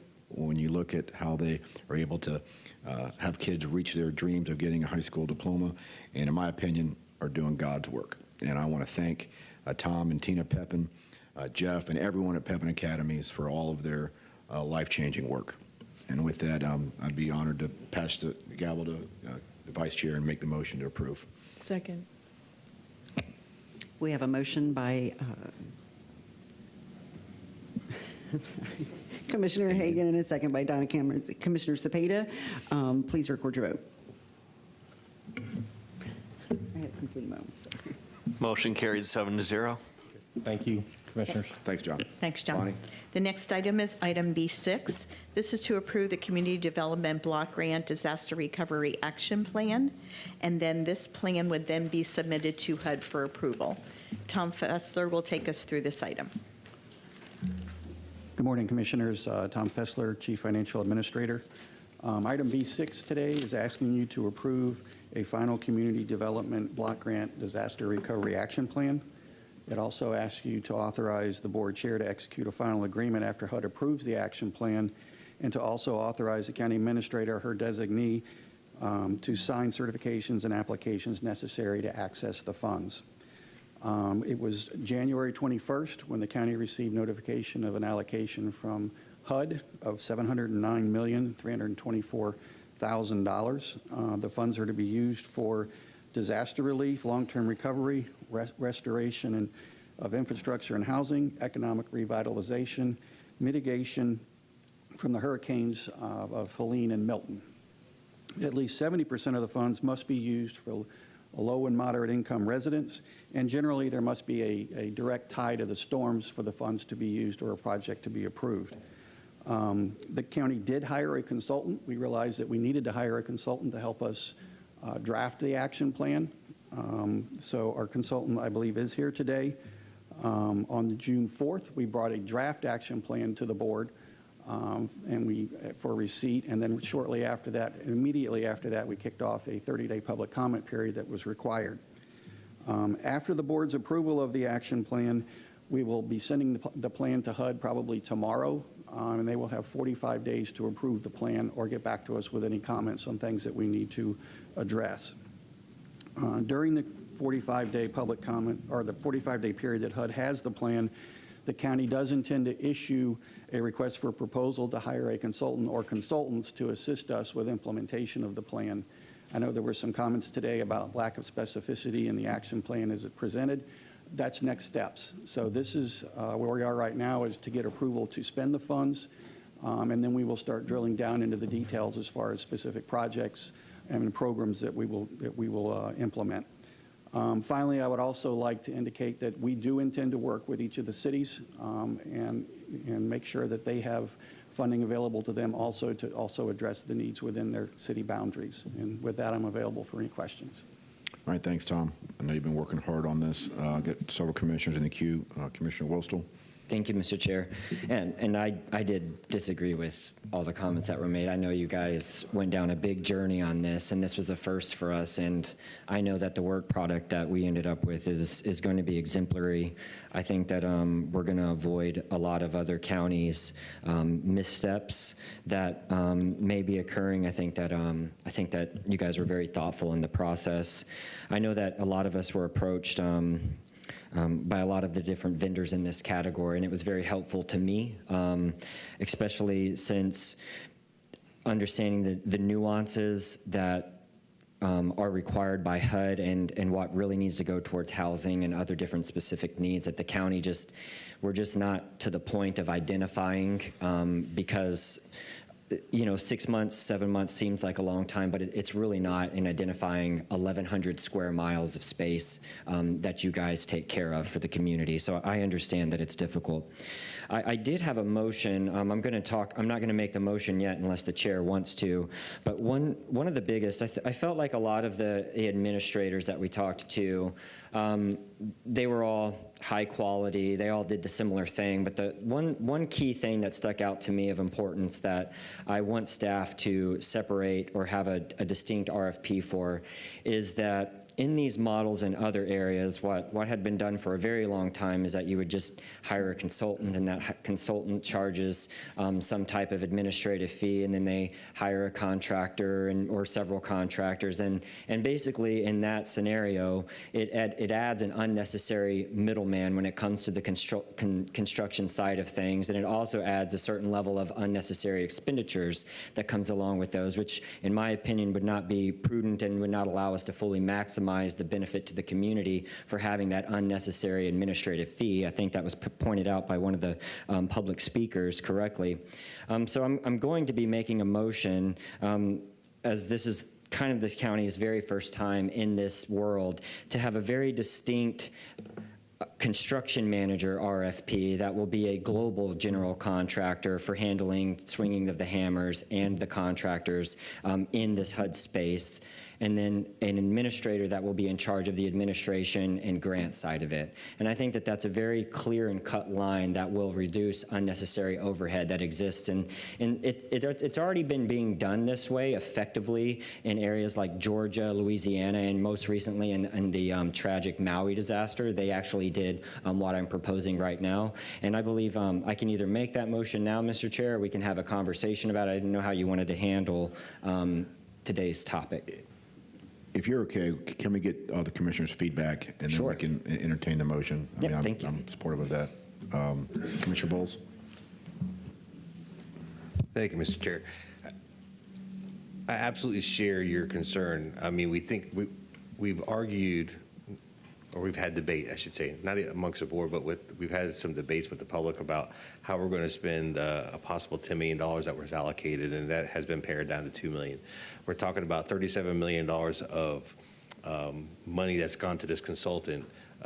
That's certainly at least 3 years worth of arguments with the public about how we're using funds for affordable housing. I think that if we have a ability and way to pare that down, maybe if there's an umbrella sorts of a consultant that maybe does something, and that we're not continuing to either use those administrative funds in a manner that continue to peel away at projects and the ability to really do some really good work out there, that is absolutely important. But so absolutely support you, and agree that we need to certainly make sure that, and even if that's kind of spreading it out amongst different contractors or whatever, or that it's not one soul who brings in everybody that they have, and then their buddies are getting something, and there's all kinds of confluence there. But I was curious, we are, and I just want to kind of reiterate that I believe that anything that we do, even though our earlier speakers talked about a lack of specificity, that being that we're kind of following on the heels of Pinellas and Pasco, kind of watching what they're doing and readjusting if there's mistakes that are coming forward or some missteps, and that we're being intentional about what we're doing, and what we're submitting, even though it's specific, is still more of a broad outline of how we're going to get into spending these on certain projects as we get into it. So it's not necessarily, we're not being vague or obtrusive about it, but we're being what is required by HUD, and that when we get to that point, we're going to use things like the B&V study, and we're going to identify those points maybe in Progress Village that had flooding, or in Shangri-La that had flooding, or in Forest Hills that had flooding, that we can really go in there and say, here's how we're going to be able to take care of these issues, and here's how we're going to make sure that we're using the funds that they're needed to be used. Is that correct, sir?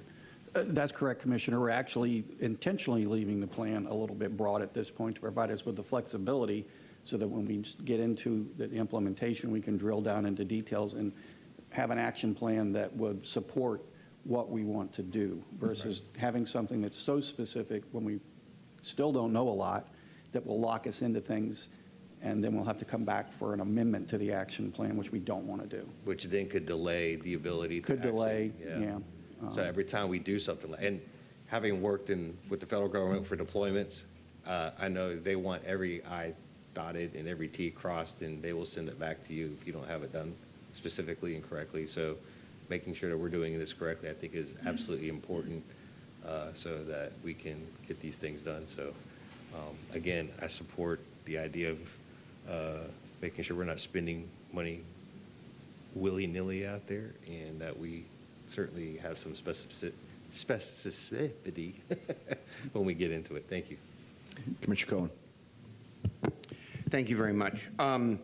Let me say at the outset, anything that we can do to reduce administrative cost and put more money directly into people's pockets and directly into the community, I'll be for. And whether or not it's possible to craft a motion today to address it, or we need to flesh out exactly what you have in mind, I think everything should be on the table in terms of how we structure this thing. If you look at this plan, it's been mentioned already that it's quite broad at this point, and it's very general. But it does divide our efforts into housing, infrastructure, and economic revitalization. And underneath each of those tents, I think there is a lot of room for us to address a lot of the specific things that were raised this morning by some of our speakers. You know, you talk about energy resiliency.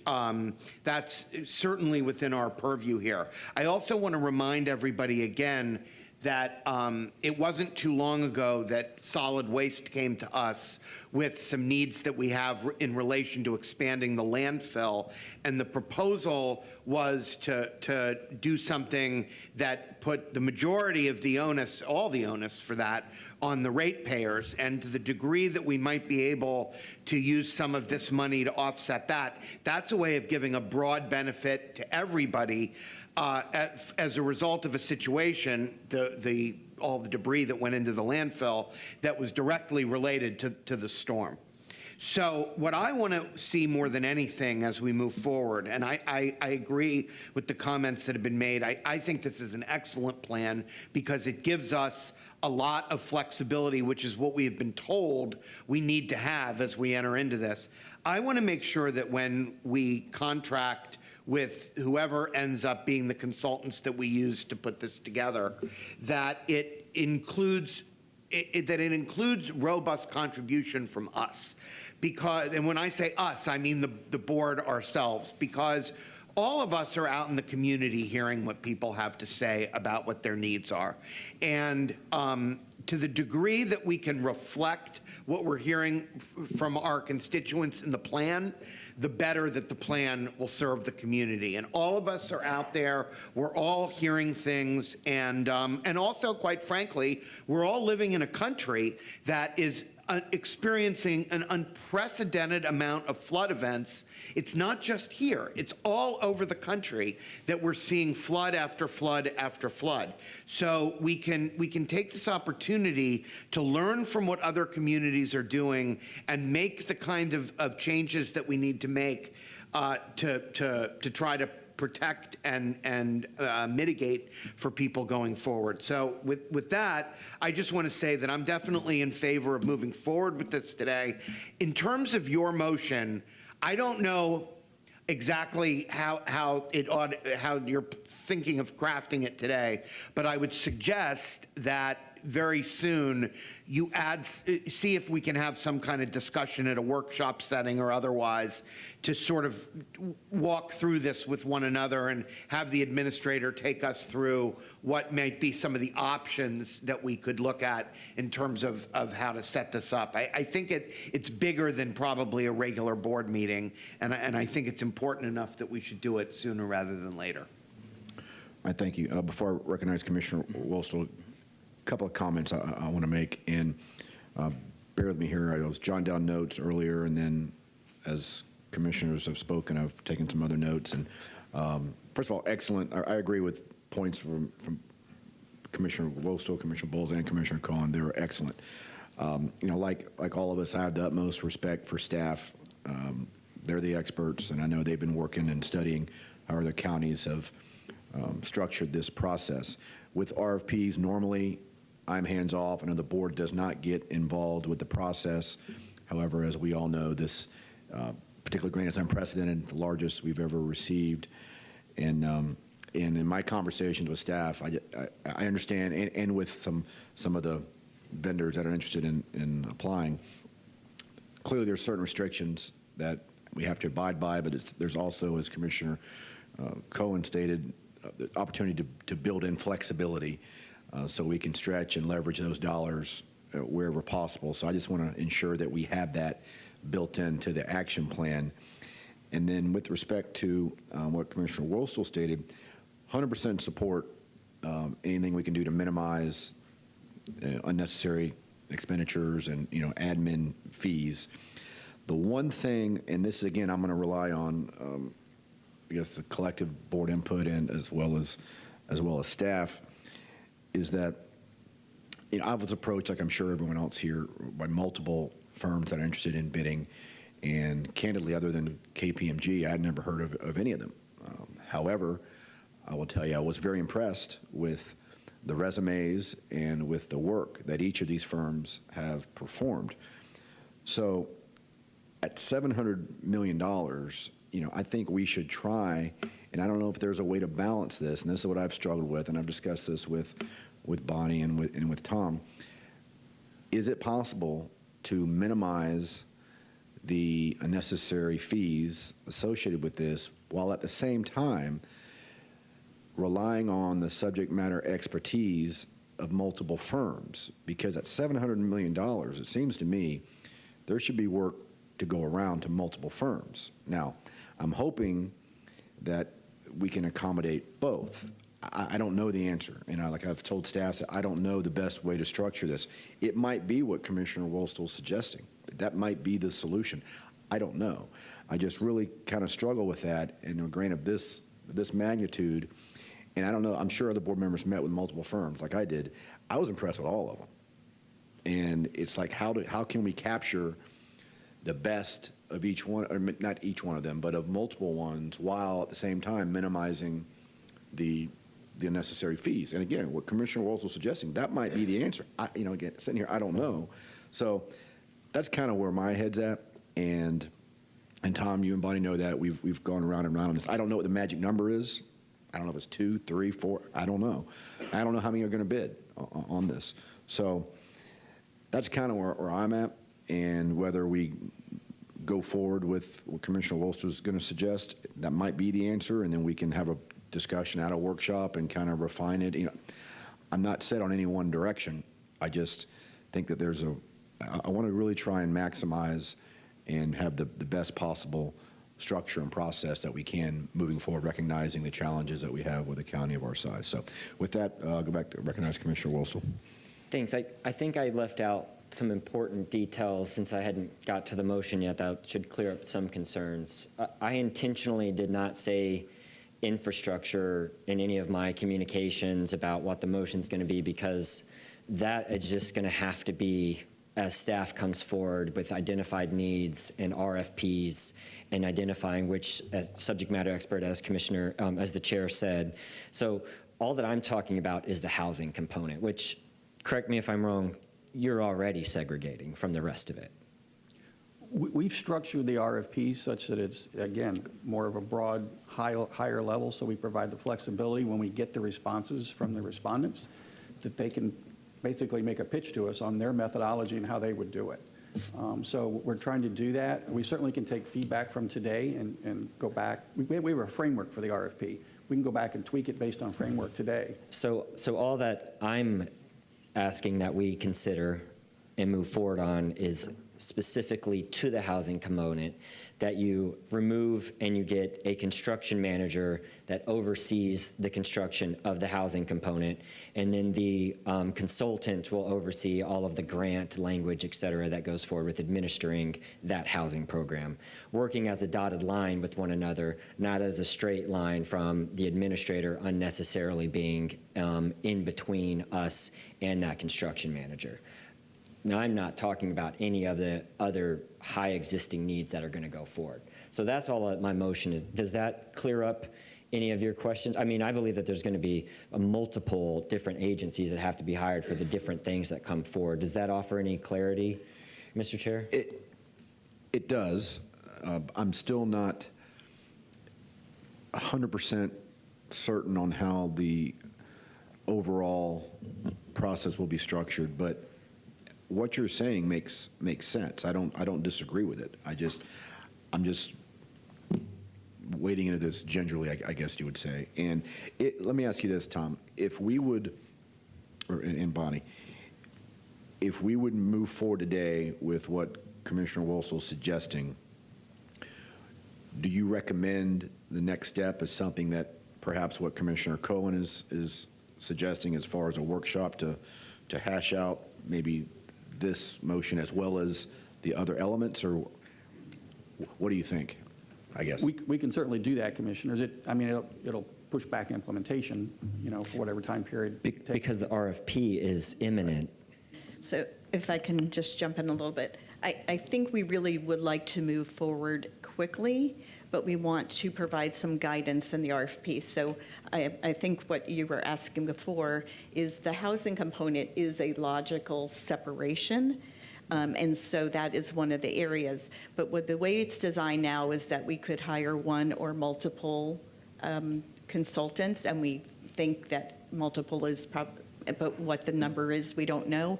Part of it is we don't know what we're going to receive in their proposals, so that's why we wanted to provide that flexibility. We completely agree that we want as much money going out the door than going to consultants, also recognizing this is a very complicated type of grant, and we want to get the right expertise that could guide us throughout this process. So we don't want to be short-sighted either, but we really would like to move fairly quickly on it.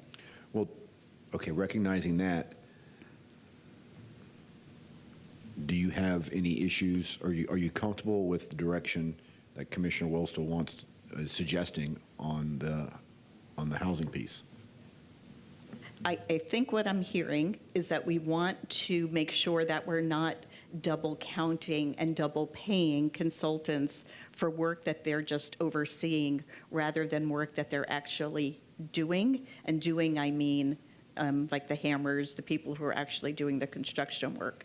So we want to make sure that we're not duplicating those payments, is what I'm hearing. I think we're all are on the same page on that. Yeah. I guess, does approving Commissioner Wolsel's motion still provide the flexibility in the RFP to hire multiple consultants?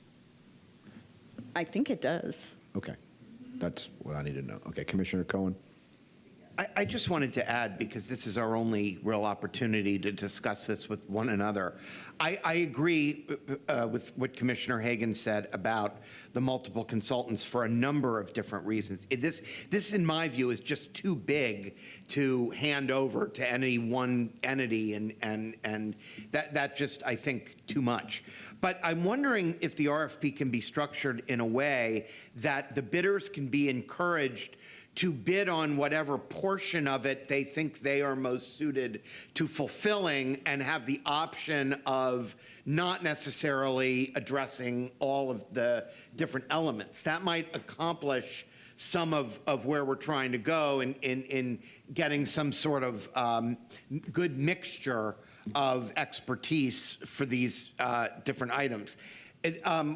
I just wanted to add that I recognize the time constraint, but even if we use our next workshop session just to have a general discussion about this before the RFP is released, it might help to just give a little bit of additional guidance to the administration. I believe it's only like a week away, so maybe that would be an option. We have a workshop We next do week. on Wednesday, the 23rd. Does that unnecessarily delay the RFP hitting the street? That would be fine if it's a week. And remember, we have the Black and Veatch report coming that day, which may really inform some of our comments. Okay, Commissioner. I just would, we don't do work. We don't do business at workshops. So are you going to be allowing for that motion to be made during the workshop, or is it even? I would be more comfortable in any action being taken today, not at the workshop. So. Okay. So then I will. Do you want me to go ahead and make the motion? Okay, because I saw other people We still. also have the item itself for the action plan. I don't think you voted on that. And this is going to be very broad, just to be clear. I don't think this is going to torpedo any of your ability for flexibility. This is just simply a motion to direct staff to include in the RFP process and clearly separate out the need for a global general contractor of the housing component to work in tangent with the consultant on the grant management side. Is that straightforward to everybody? That's not restricting all of the other multiple vendors that you guys have talked about. This is just making it very clear in the segregation that we want the general contractor to be in charge of identifying those contractors in the region and handle the actual construction supervision and meeting the HUD's guidelines, and that the grants manager will do the grants management portion of the housing component. All of the other remaining dollars are up for whatever staff decides is necessary in the RFP when they get the proposals. Does that sound clear? Okay, I'm getting some head nod. I'll second that. Okay. Okay, we've got a motion, Commissioner Wills, a second Commissioner Cohen. Commissioner Cameron Cepeda? Yes, I was just simply going to say that I agree on the action today, but have a workshop. Thank you. Okay, sounds great. So everyone comfortable with direction? Okay, I don't see anyone else. Commissioner Myers? Mr. Chair, I just wanted to hear from Cheryl Howell, who, Cheryl, if you can come to the mic, please. Because Cheryl's in the day-to-day with the affordable housing and all, and working with the various consultants and all on this project, and been in the trenches.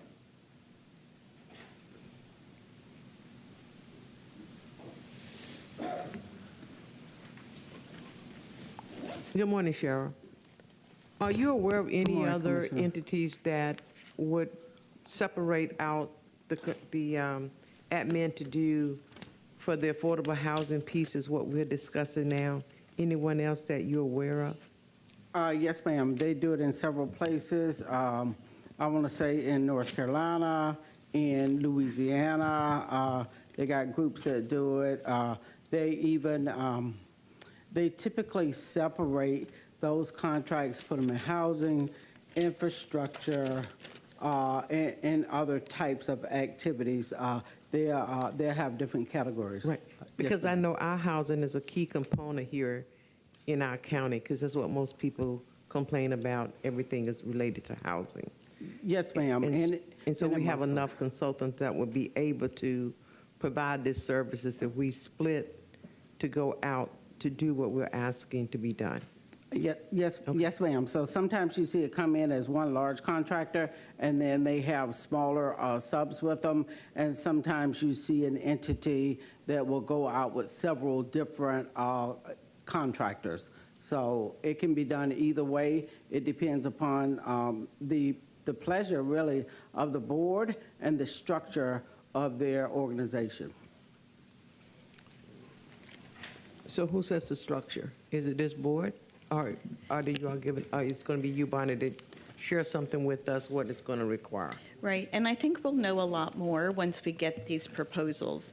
So there are a lot of firms out there. I agree with the chair when a lot of these firms are not our regular household names that we're used to dealing with, and I think we're going to learn a lot from them. They have experience with other disasters and other counties who unfortunately have suffered other disasters too that we've learned from as well.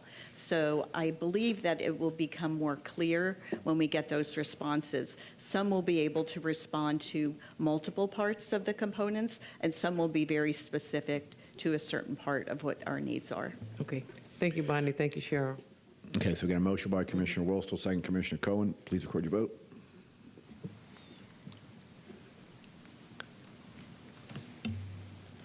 Motion carried 7-0.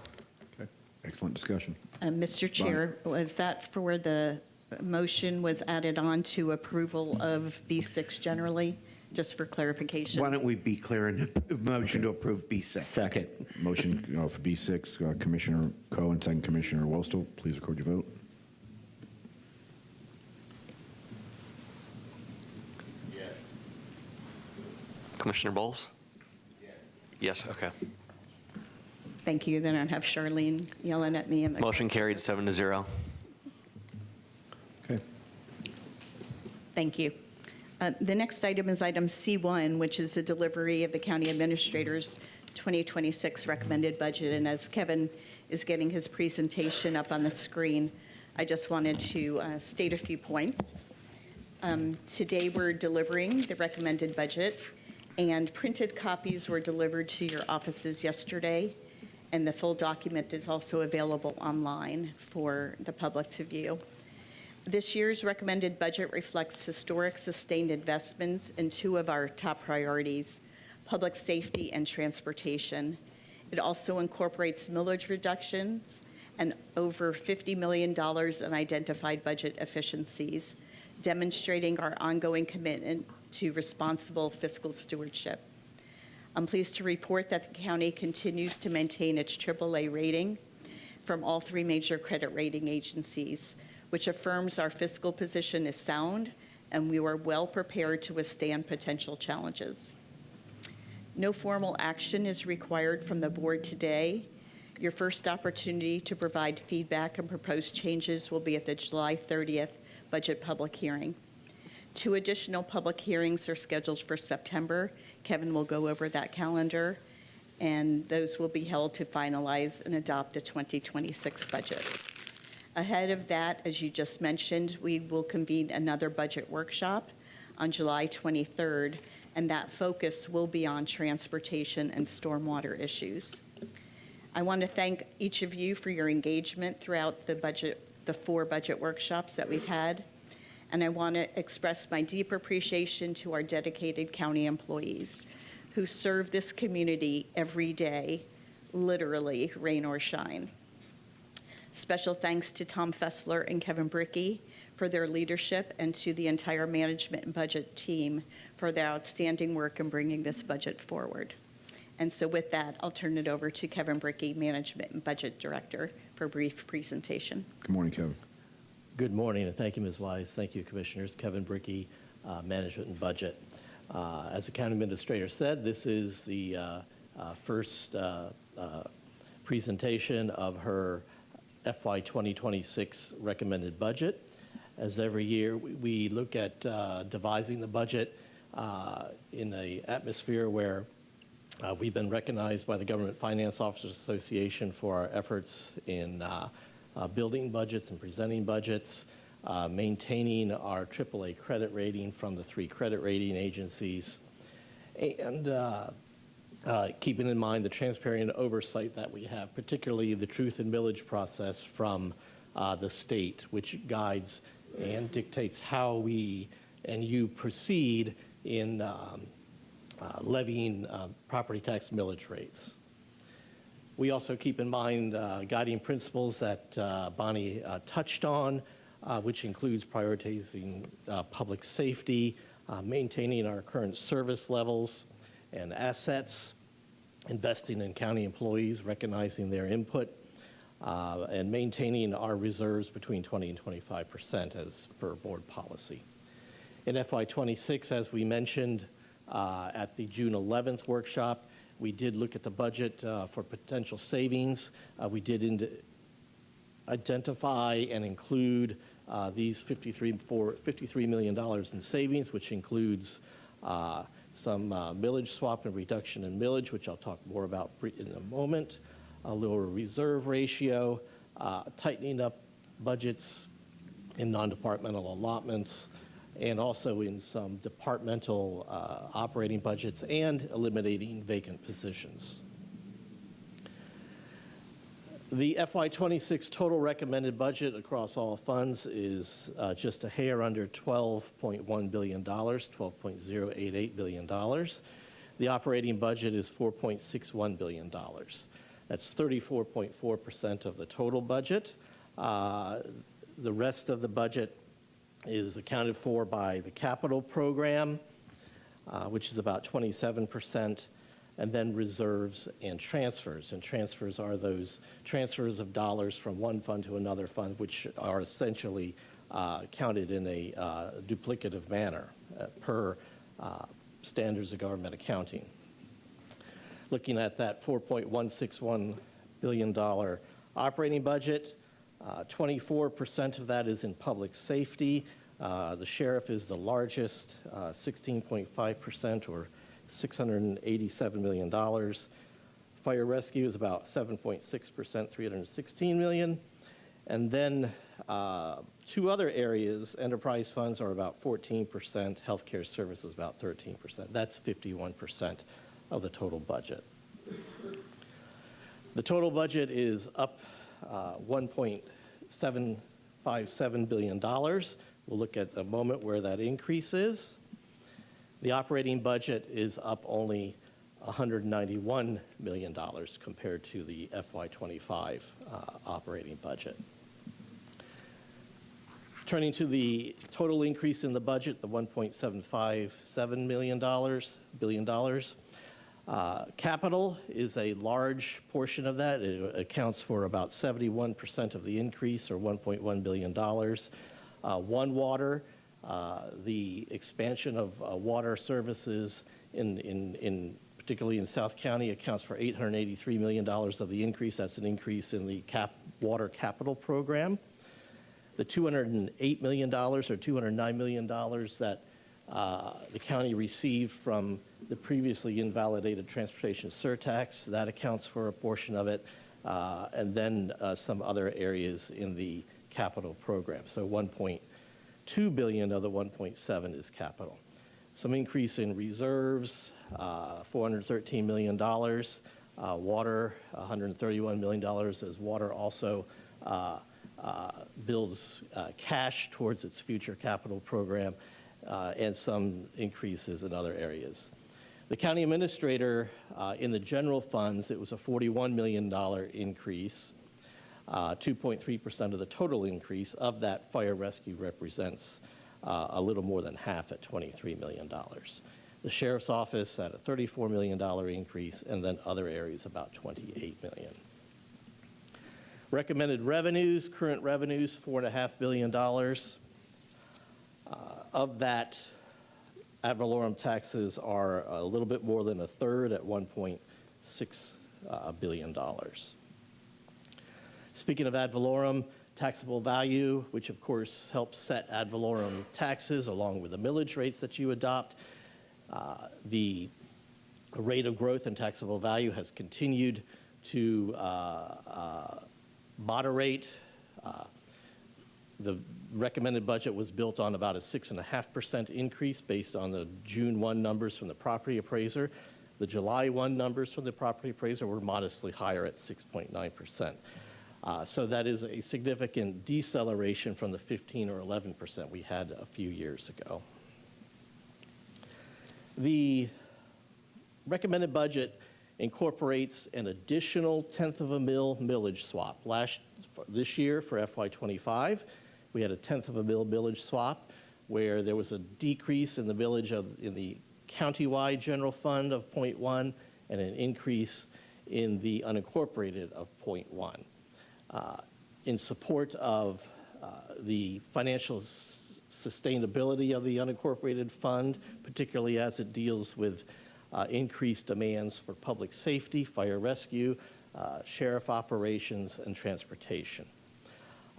This is a further tenth of a mil in that effort.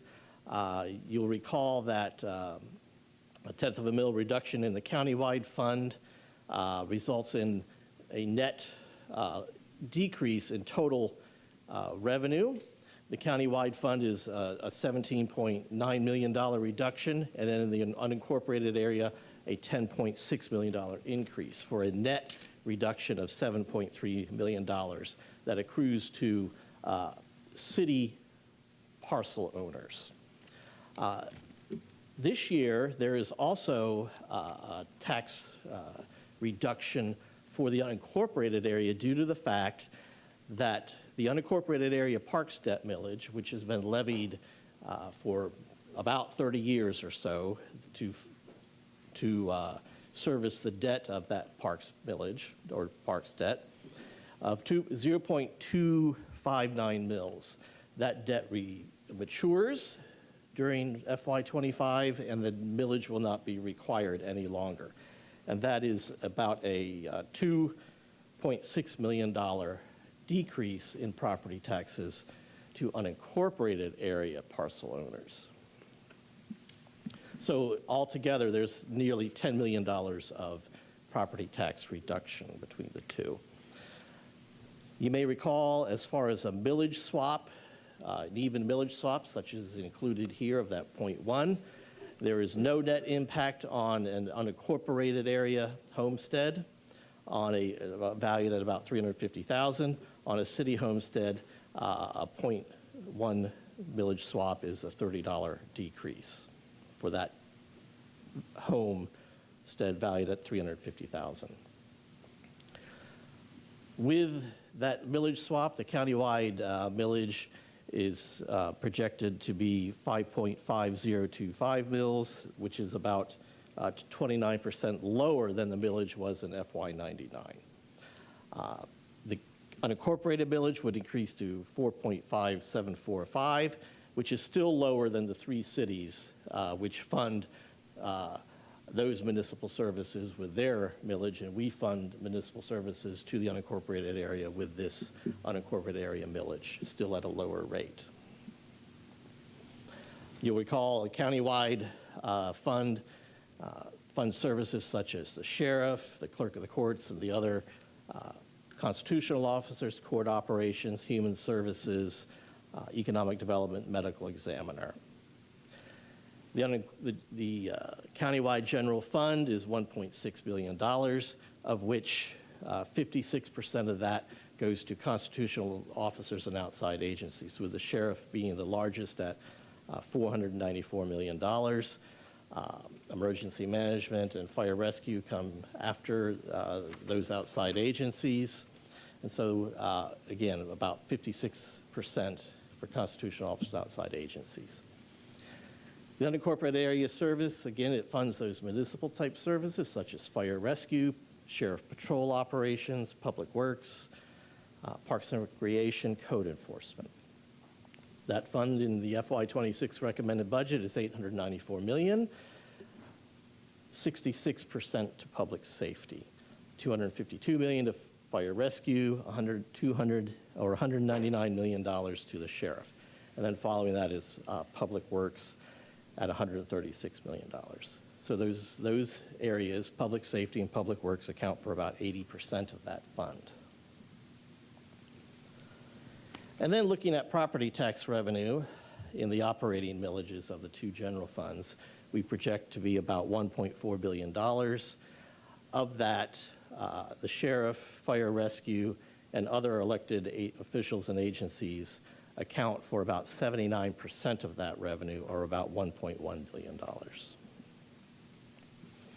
I mentioned that reserve ratios, we continue to target your policy of 20 to 25%. In FY25, that ratio was 23.8%. In FY26, that ratio is lower at 23%, which is still a healthy ratio in the middle of your range, and a percentage ratio that the credit agencies would still feel is a good amount. The recommended countywide ratio of reserves is 24.7%. The unincorporated area is 20%. I mentioned our capital budget that did have an increase for FY26. It's $3.3 billion. Water accounts for about half of that, about $1.7 billion, and then transportation at $782. And again, water has increased again because the $1 billion One Water project is starting to come online and moving forward. Here are some FY26 capital investments of general funds and CIT. Transportation, $135 million. Fire rescue, $34 million for a new fire station and a replacement. The sheriff, $30 million, primarily the relocation of his operations center, some for stormwater, and some for parks, pet resources.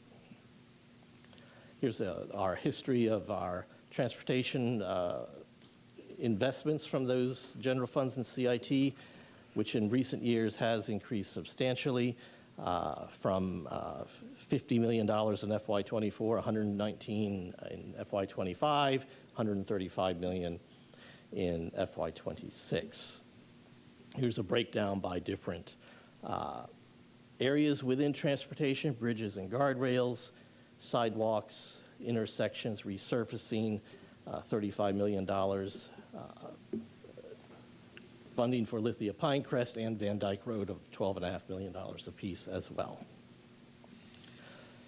This is looking at a history of capital investments in fire rescue, which has increased over the past few years, where we've had about 4 new fire stations, 8 replacement stations, a number of increases in fire rescue units. And again, for FY26, the recommended budget includes both a replacement and a new fire station. The replacement is Falkenberg, and the new station is at Racetrack Road.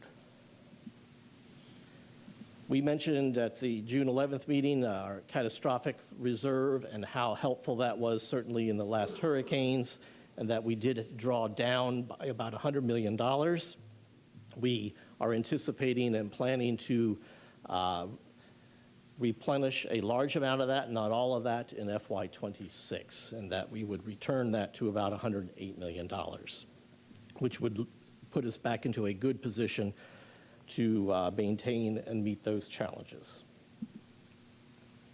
Finally, on July 30th is our budget reconciliation public hearing. As Bonnie said, that's the first opportunity to really discuss the details of the budget, to set those truth in millage rates, the property tax rates, which are set by Florida statutes, the process, very specific language, and there'll be a motion that day that the board will adopt to adopt those millage rates, those trim rates. It'll be the opportunity to discuss the $10 million in the recommended budget currently directed in the HOPE Fund in light of that ordinance repeal recently, and also the flagging process, where we'll look at that in the light of nonprofit policy and the nonprofit funding request form. I did send out that nonprofit funding request form to you recently, where the policy asks for some detail on a flag item for a nonprofit, and I know I've received some of them, and thank you very much, and I know more will be coming. So that will be our next opportunity at July 30th for that discussion. As Bonnie mentioned, there is a budget workshop on July 23rd where transportation and stormwater will be discussed.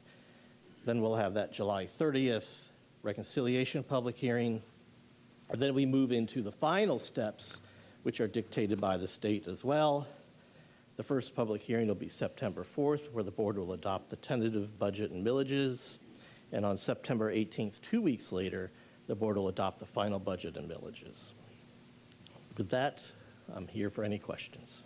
I appreciate the overview, Kevin. Commissioner Wilstel. Thank you, Mr. This will be very brief since we're only receiving the budget. I wanted to say thank you for making it very clear that there's $2 billion of duplicative transfer lines in there. You know, the average person is going to see this and say, you have $12 billion, why won't you fund my ABC?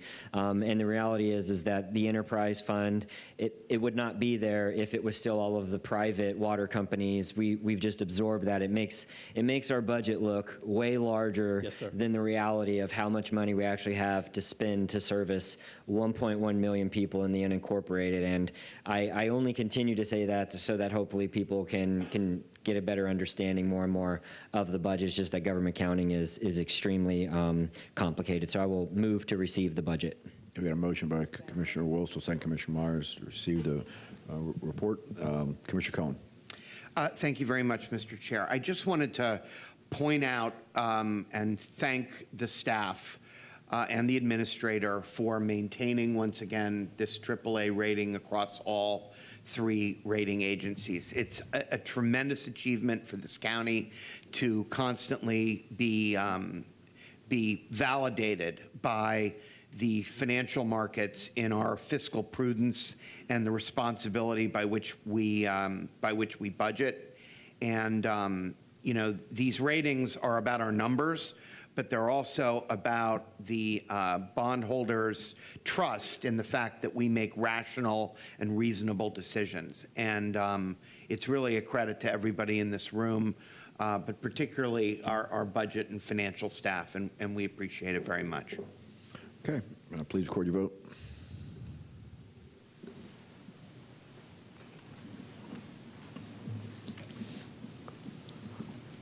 Motion carried 7-0. Thank you, and thank you for those comments. The next item is item F1. These are the board appointments to the Hillsborough County DOGE Liaison Committee. And Glenda is setting up to take you through those appointments.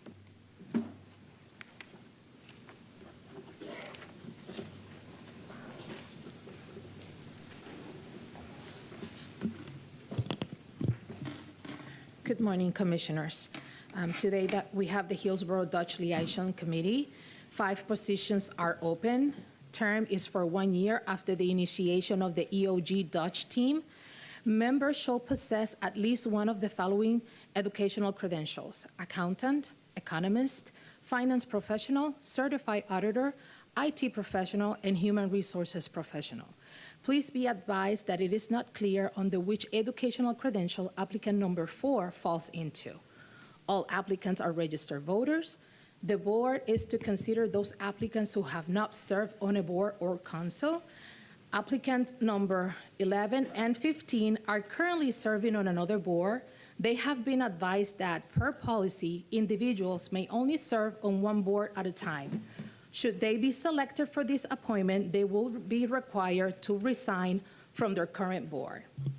In addition, and for the record, applicant Trebatowski withdrew his application prior to the agenda deadline. His name was removed from the ballot. However, the application was involuntarily included in the backup materials. And with that, we will begin the process for appointment. Mr. Chair, before we start, I'm a little confused as to which number each person is now, because there were multiple versions of this. So do we have one ballot sheet that we're all working from that's uniform? Yes. Okay, and do you have multiple copies of that? Yes. Okay, I just need one. Yes, Thanks. of course. Okay. Okay. Commissioner Hagan, please choose 5. All right, we're going to take a run at this. Number 5, 8, 9, 19, and 20. Commissioner Miller. 5, 6, 8, 9, 21. Commissioner Myers. 2, 7, 10, 12, and 19. Commissioner Cohen. 10, 11, 15, 17, and 18. Commissioner Cepeda.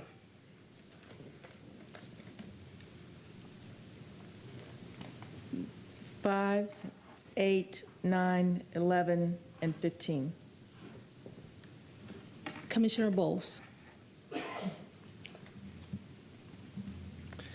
5, 6, 8, 19, 21.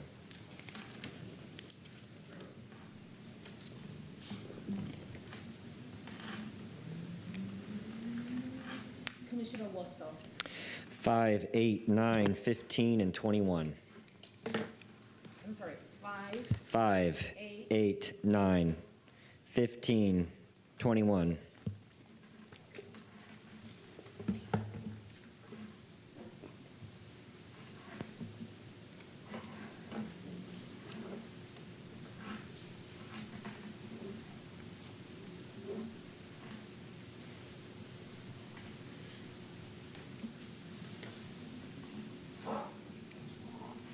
What was my last one? 21.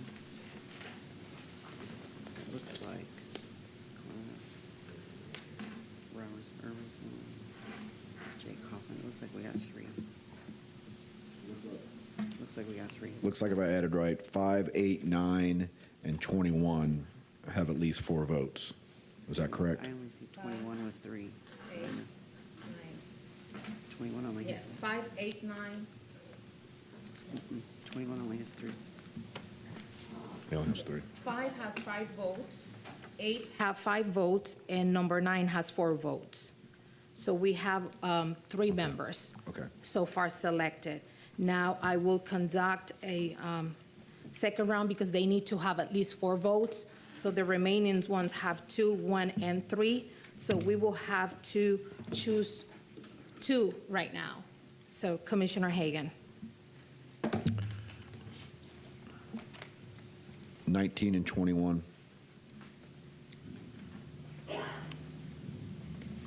Commissioner Miller. I'm going to stick with my original, which is, 6 and 21.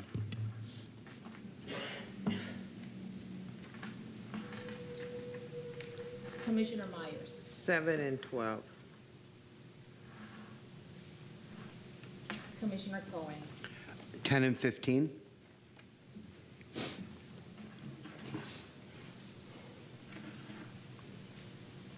Commissioner Cepeda.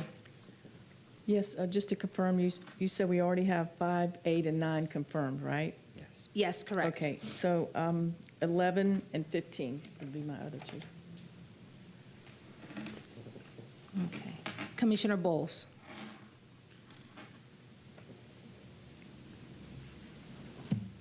19 and 21.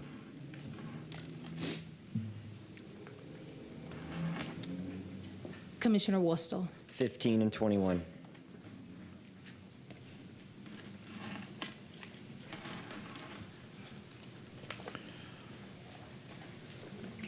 So 21 has 4. Yes. And then I would suggest that we vote between 19 and 15 because they have 2. Commissioner Myers? Yeah. Danielle Ellis is an African-American person. I would like to see if we had some diversity on the board, on this council. What number is that? Number 7.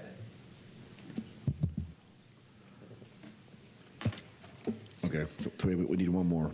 We need one more. I'm trying to get in a queue and it's not letting me. Oh, Commissioner Cohen, did you want to? No, I'm sorry. That was Commissioner a mistake. Miller? If we're adding comments, I just wanted to note, to Commissioner Bowles's request that we extended this for another month and opened it up. One of the things that his request did do was actually have one applicant that had HR background, which is number 6. I just want to go on the record as to why I stood firm on that one. Okay.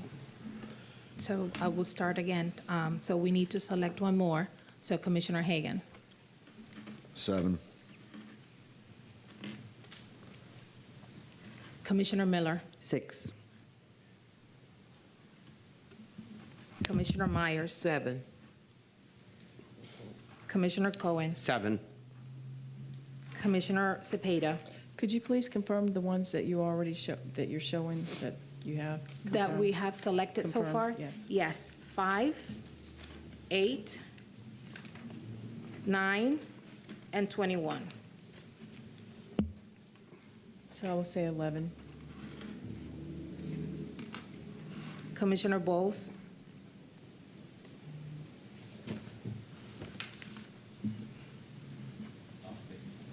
Excuse me. I agree with Commissioner Miller, 6.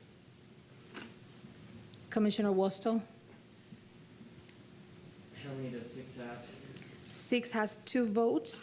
7 has 3 votes.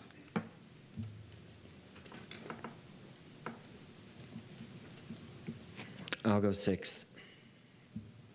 Okay, so we have a tie. We have to vote again Between 6 and 7. between 6 and 7. Okay. Commissioner 7. Okay. Commissioner Miller. 6. Commissioner Myers. 7. Commissioner Cohen. 7. Commissioner Cepeda. 6. Commissioner Bowles. 6. Commissioner Wostel. 6. Okay, so it's 6. So the board has selected 5, 6, 8, 9, and 21. All right, can we have a motion to confirm? So moved. Motion, Commissioner Wostel. Do I have a second? Second. Second, Commissioner Cameron Cepeda. Please record your vote.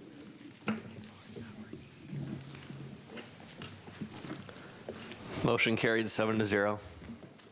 Okay. Bonnie? And thank you. The next item is item F2. This is Commissioner Bowles' item regarding the approval of revisions to the nonprofit funding guidelines.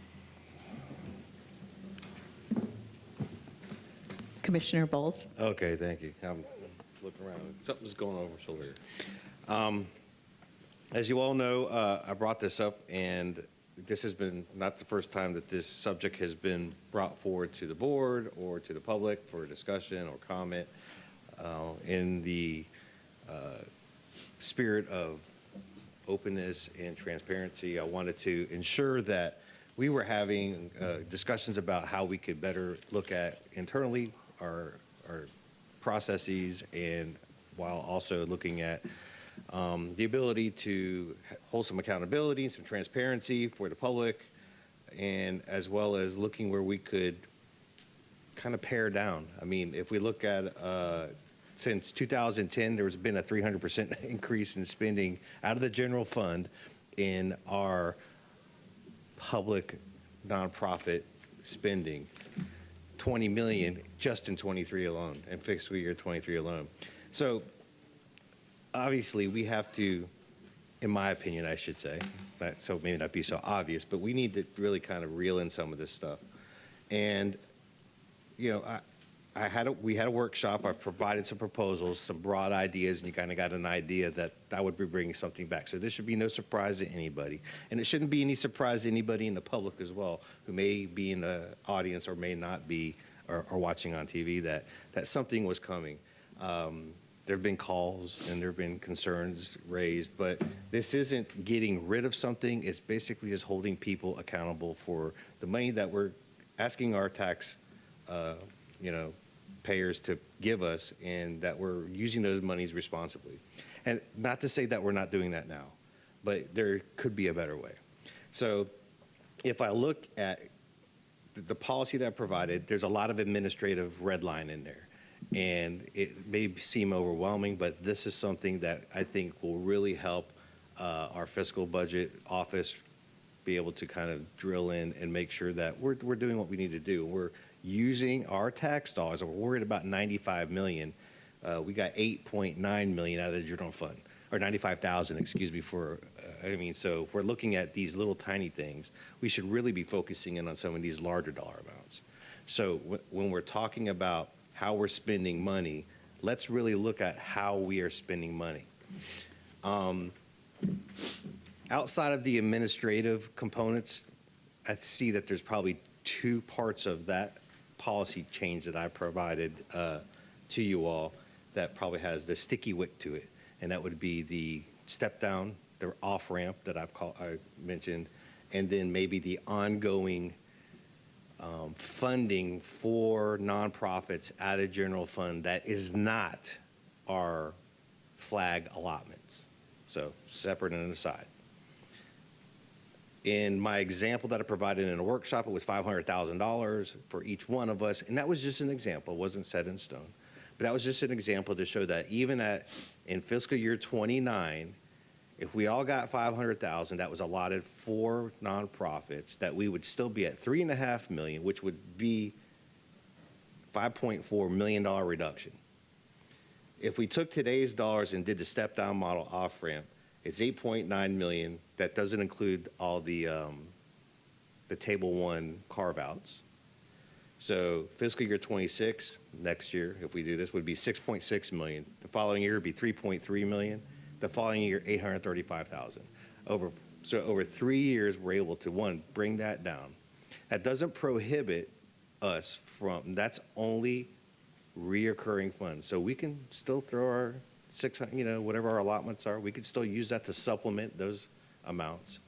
We could still champion those charities and our nonprofits that we find useful. I think the Tampa Bay Economic Development Council is one of those that's great that I know there's maybe some, thoughts on where we should really be dumping money in, but I think what we do is if we're able to leverage public dollars with private dollars and stewardship, that we can use those to move, some of our priorities forward. So with that, one of the other things that I just want to say, and I've asked for this, was that you look at flag monies over the last so many years, and it's one of those things that varies. So we flag monies, and flag monies is something that we could use for capital projects, we can use to support a nonprofit that we want to, or a program, or those type of things. But that's not something that's set in stone. That's something that the budget office works with the county administrator and says that there's just a little bit of nudge in there that we can provide commissioners with that ability to give that money and to find a way to use it for the things that we find near and dear.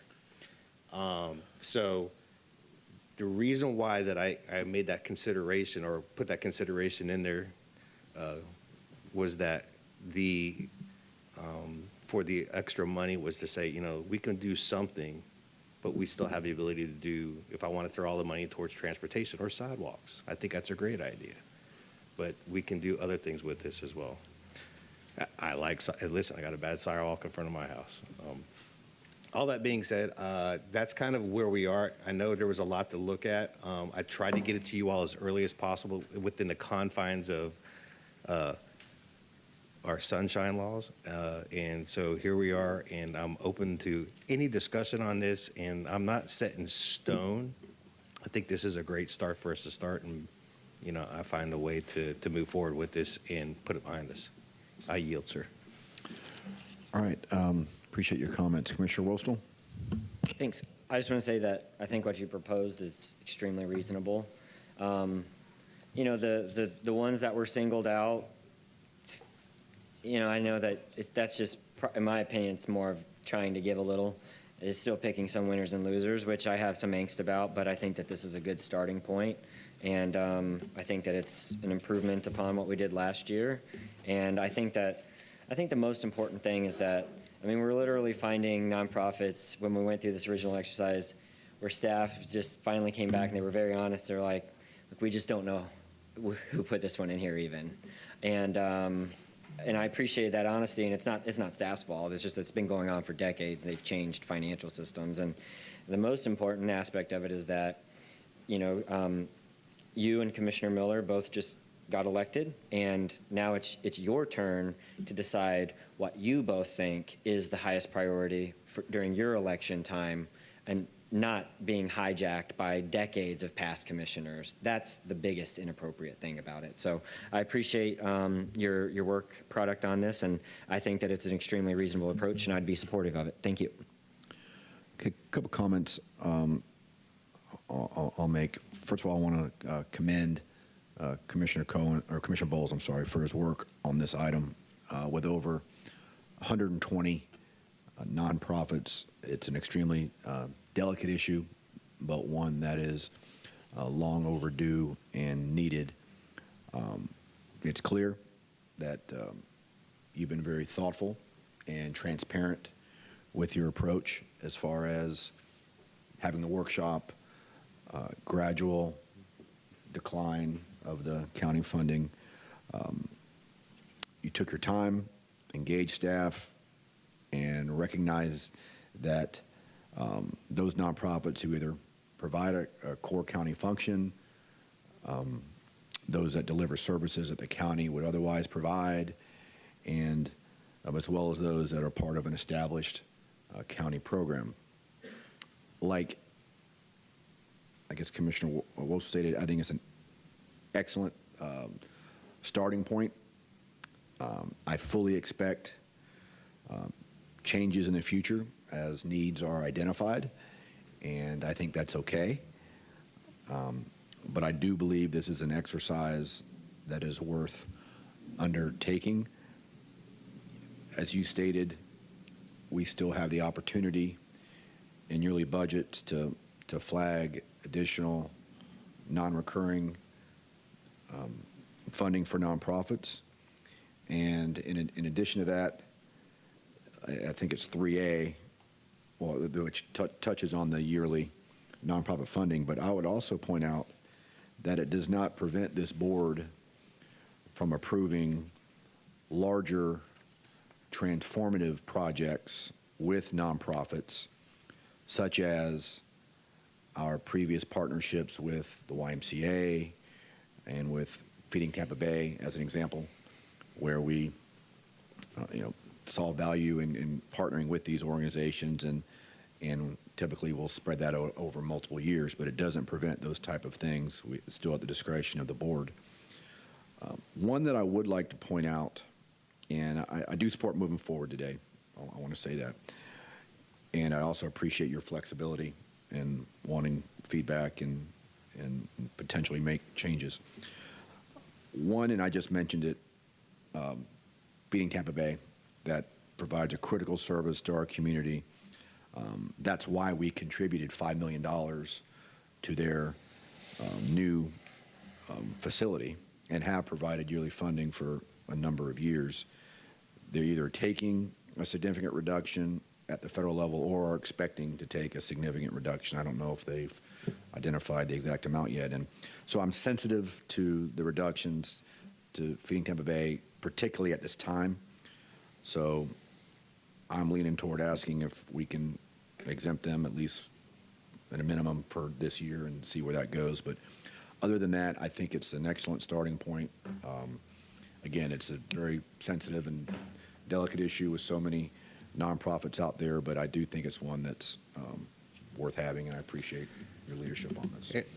If I may? Yeah, sure. Yeah, so to that point, and I think that was a question that Bonnie brought up to me as far as my thoughts on this, is that if we just use a round number, just something easy to work, 100,000, if Feeding Tampa was getting, I know they're getting more, but if they're getting 100,000, next year they would get 75. I would be happy to champion to make up the difference between the two out of my allocation for that. So they won't go without. It's just, this is part of the step-down process. They won't go to zero non-reoccurring till year 29, fiscal year 29. So in that case, while they may be, if exempting them for next year would be okay, but I'd be also willing to certainly champion their cause. And I think that in some small way, and once this all comes around, that's what this comes down to, is that whoever's, to Commissioner Wistle's point, whoever's sitting at the dais here ends up having to be the champion for those NPOs, that they're not left over from 30 years ago or 20 years ago or 10 years ago. And I think, again, there's many on there that are fantastic organizations, and we need them, and we need to partner with them. But it provides that opportunity. So I'm absolutely okay with, if you wanted to throw that in there, add it to the table if you want, or somehow. I'm not sure how we could necessarily do that. And I'm looking over at Tom, because I worked with his staff and did a wonderful job and kind of helped me craft some of this stuff. But, where we kind of wanted to have some pinch points, but if we broaden it out, again, I'm fine with that, but I'm also fine with committing on the record, I will support any difference out of my allocations to taking care of Feeding Tampa Bay. Okay, I appreciate that. Let's see what many commissioners are in the queue, so let's see what they have to say, and then we can keep working on it. Commissioner Myers? Thank you. Thank you for bringing this forward. It does open my eyes to the number of nonprofits that were receiving reoccurring funds. So I'd asked the budget office to provide me a list.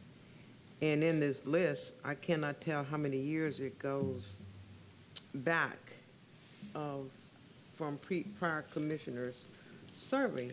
But one of the things that I would ask that we consider, since we have a list, and maybe everyone can receive a list, is for those, and then I shared this at our last meeting, commissioners who are no longer here that we have projects, is maybe perhaps phasing those projects out. Because when we look at starting this year, FY26, which is a couple of months, yes, we've talked about it, but I'm concerned there's a lot of nonprofits have the revenue to offset a 25% cut? Do they have that to, right now, starting at October 1, to be able to provide the services? Then another thing that we have, where's all our money going toward, if this was approved, programmatic. Well, I have there, in my community under District 3, the MLK Parade, okay? Their funding is on admin, okay? So that would be perhaps in the African-American community uproar if we're not gonna have the parade, in which we all look forward to the parade.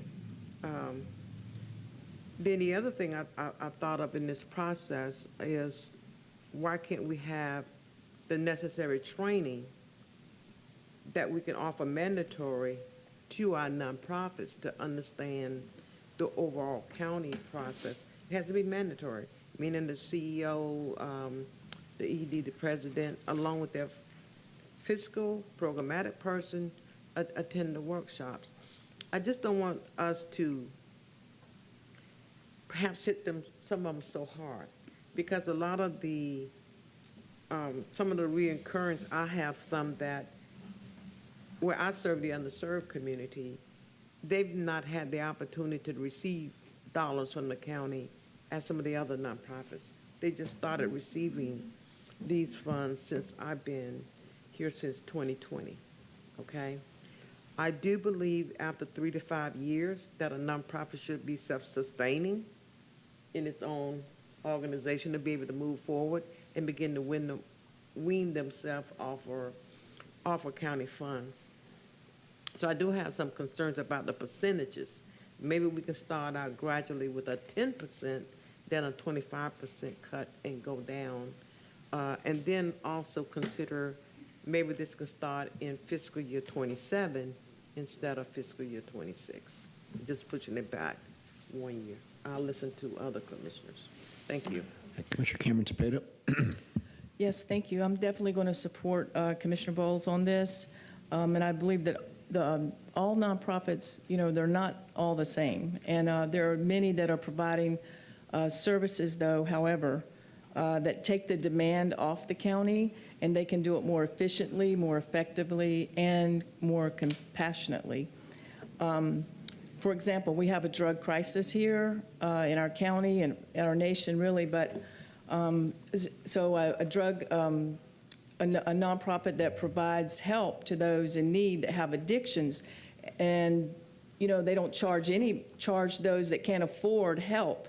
And so that's just one example of a nonprofit that's providing a lot of help, and we really need those type of nonprofits.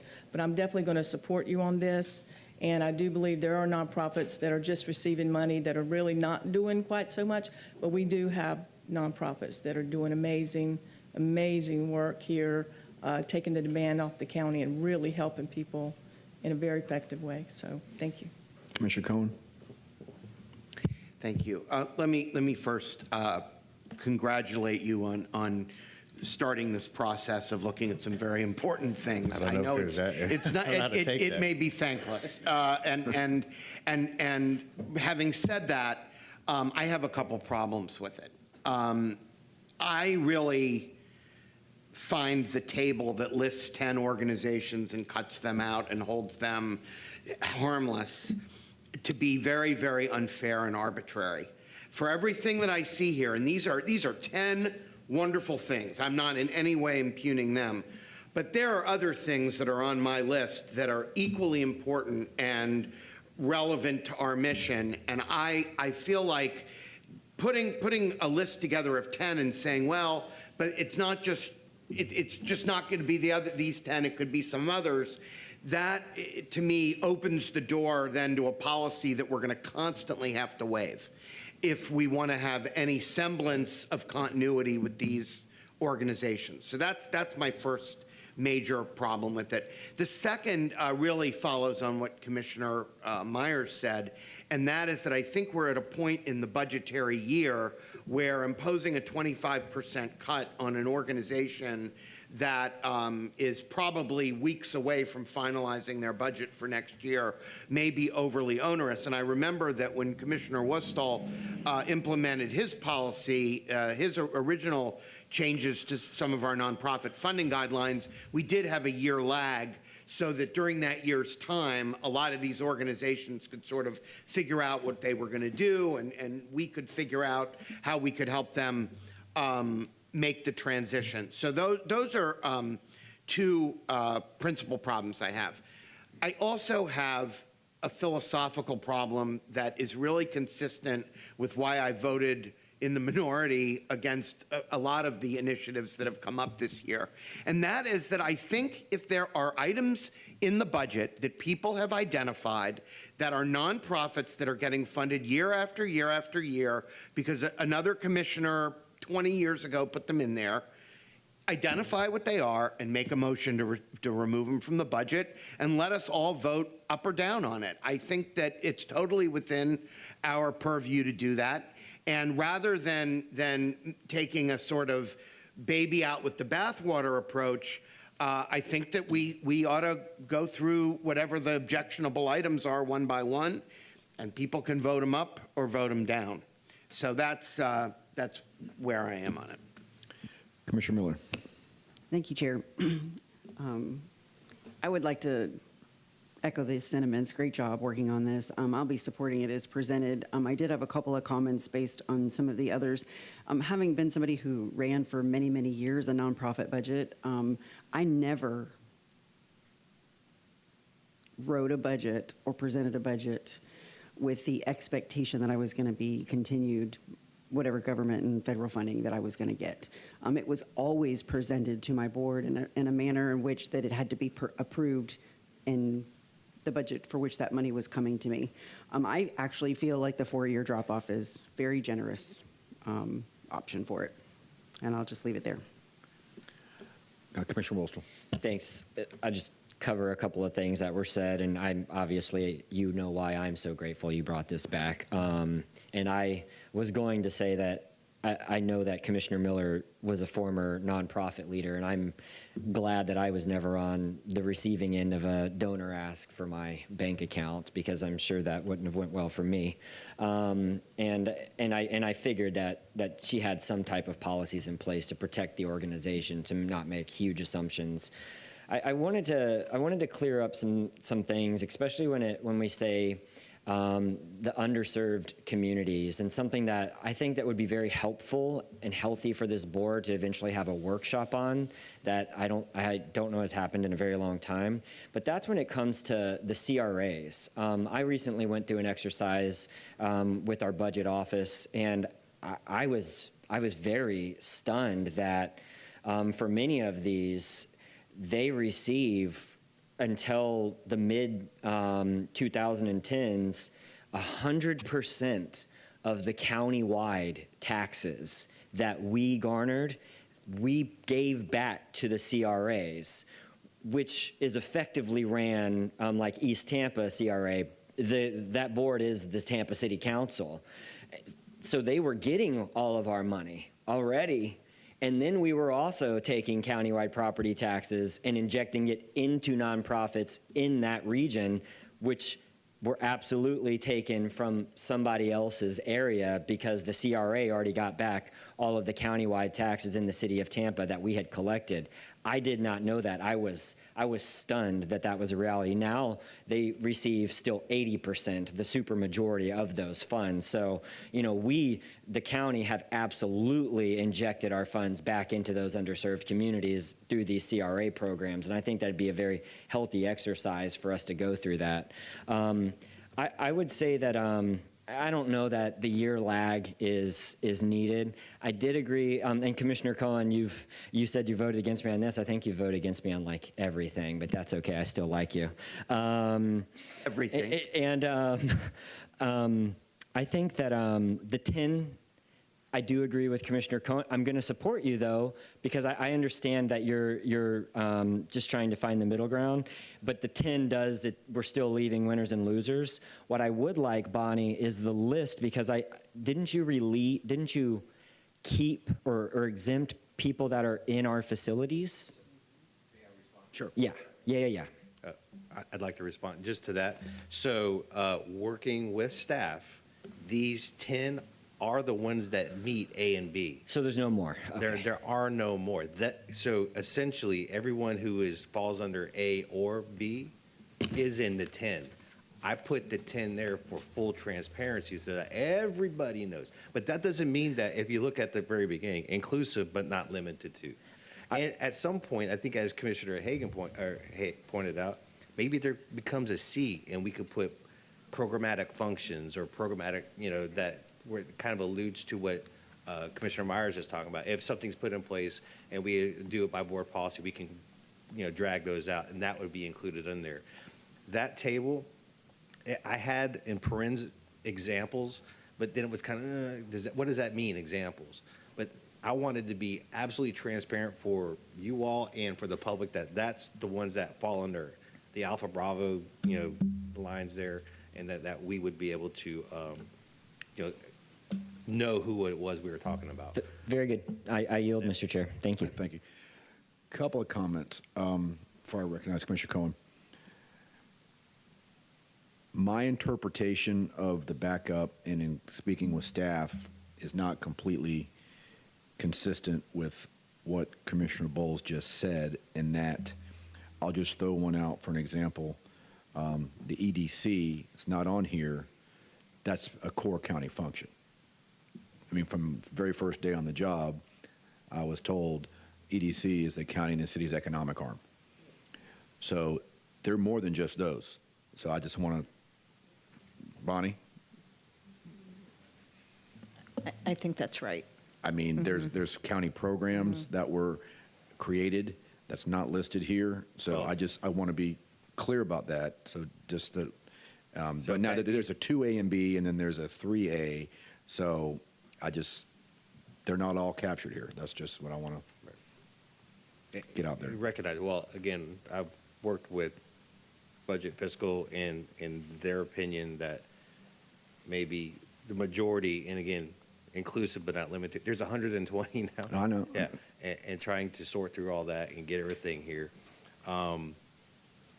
We could eliminate the table and leave it, but then I think that would leave it too open that you wouldn't have the ability. The table doesn't matter because these are going to be captured either way. I put the table in just for the. It's helpful. I mean, the whole exercise is picking winners and losers. As we've all said, it's very challenging. Yes, and like I said, initially I commend you for this exercise because it's, as you can tell, extraordinarily delicate. Couple of the points I recognize, Commissioner Cohen, then we got to move on. I think we should move forward today with a proposal. And even if I didn't want to move forward today, I can count votes. Okay, something's going to pass. So let's all recognize that. I guess if I had my preference, and whether it's specific nonprofits, I imagine Tampa Bay, Commissioner Myers mentioned MLK Parade. I think the easiest way would be to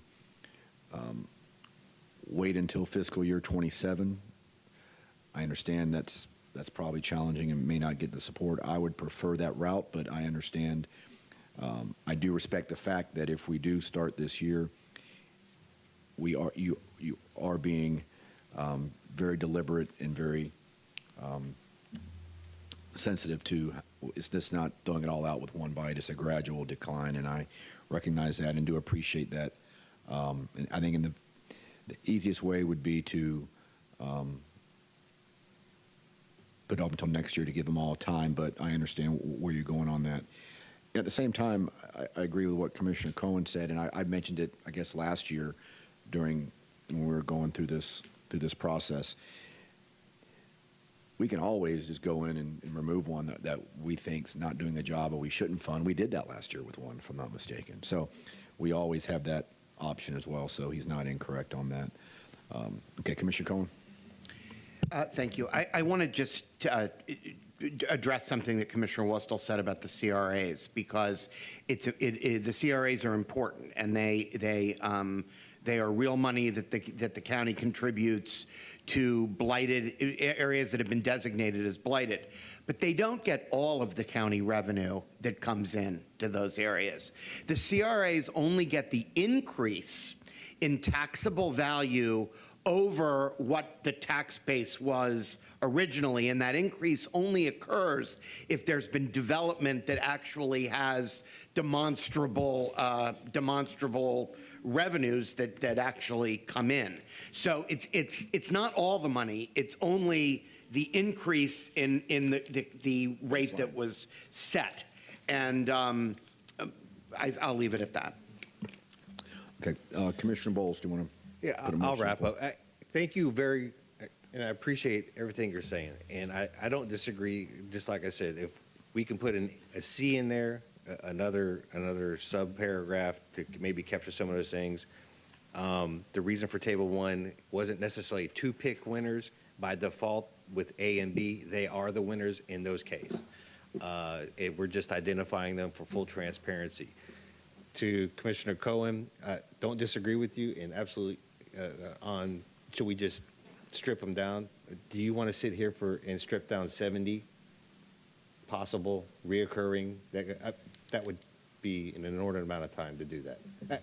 This is maybe a bathwater, but I do get what you're saying. I just think that it would be a long, drawn-out process. We've got this one thing, and we're 20 minutes on this already. But with that, I appreciate your consideration. It was a long process. Like Commissioner Whistle's staff worked on this prior to me getting in here. My staff worked on this for 3 months. We identified stuff with Tom's office and found more nonprofits that probably were, where did they come from or where are they going, and they don't exist anymore. So again, I yield. Thank you all very much. Okay, so the motion's by Commissioner Bowles. Do I have a second? Second. Second, Commissioner Wolstel. And again, I'm going to support the motion. I'm not 100% comfortable with everything.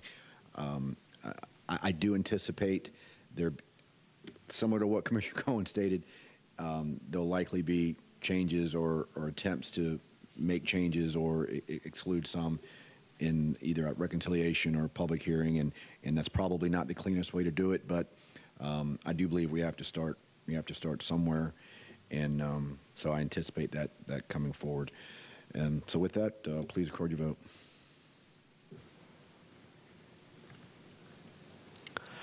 Motion carried 5-2. Commissioners Cohen and Myers voted no. Okay, excellent discussion. Bonnie, next item. Thank you. The next item is item G1. This is to receive an update on the Morgan High School transportation improvements. And Adam Gordley is here to present this item. Morning, Sorry, Adam. Good morning, Commissioners. Adam Gormley, Development Services Department. Good afternoon. Sorry. This is a follow-up report to the May 7th report provided on the transportation improvements to support Morgan High School. Morgan High School is the county's newest high school located in Wimauma, Florida, on Westlake Drive between 674 and Bishop Road.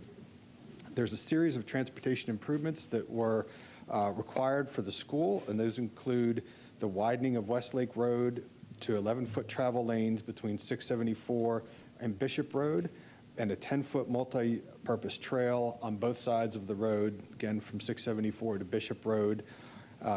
Those improvements are substantially completed. The road is widened, the trail is in place. There's a few gaps that are being filled in due to driveway connections to adjacent residences. Those are well on track to be finished prior to the start of the August 11th start of the school year. There was also some school site access specific improvements that were required. These were turn lanes, both left and right on Westlake Drive to both entrances to the Morgan High School, as well as the installation of a traffic signal at the northern entrance to Morgan High School.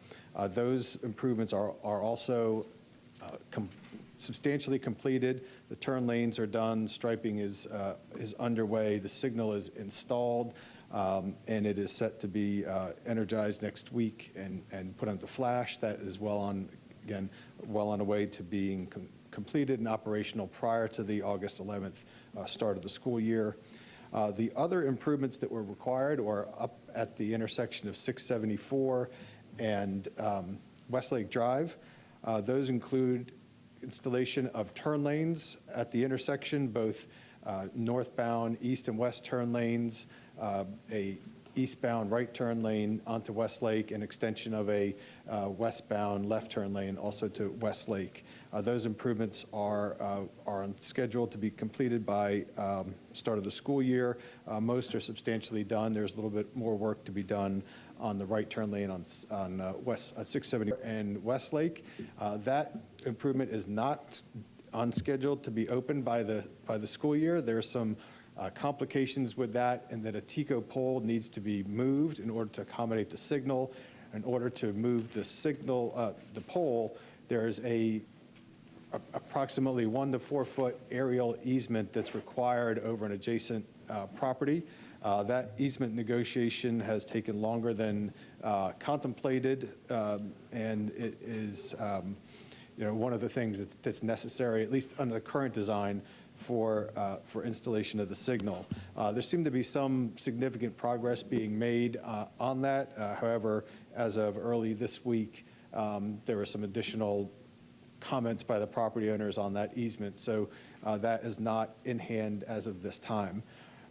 What is being done in the interim to manage traffic when the school year starts is Lennar Homes, who are constructing the improvements, both as part of zoning requirements, an agreement with the county, and a funding agreement with the school district, will be hiring 2 off-duty law enforcement to monitor and direct traffic at the morning and afternoon drop-off and pickup times for the school.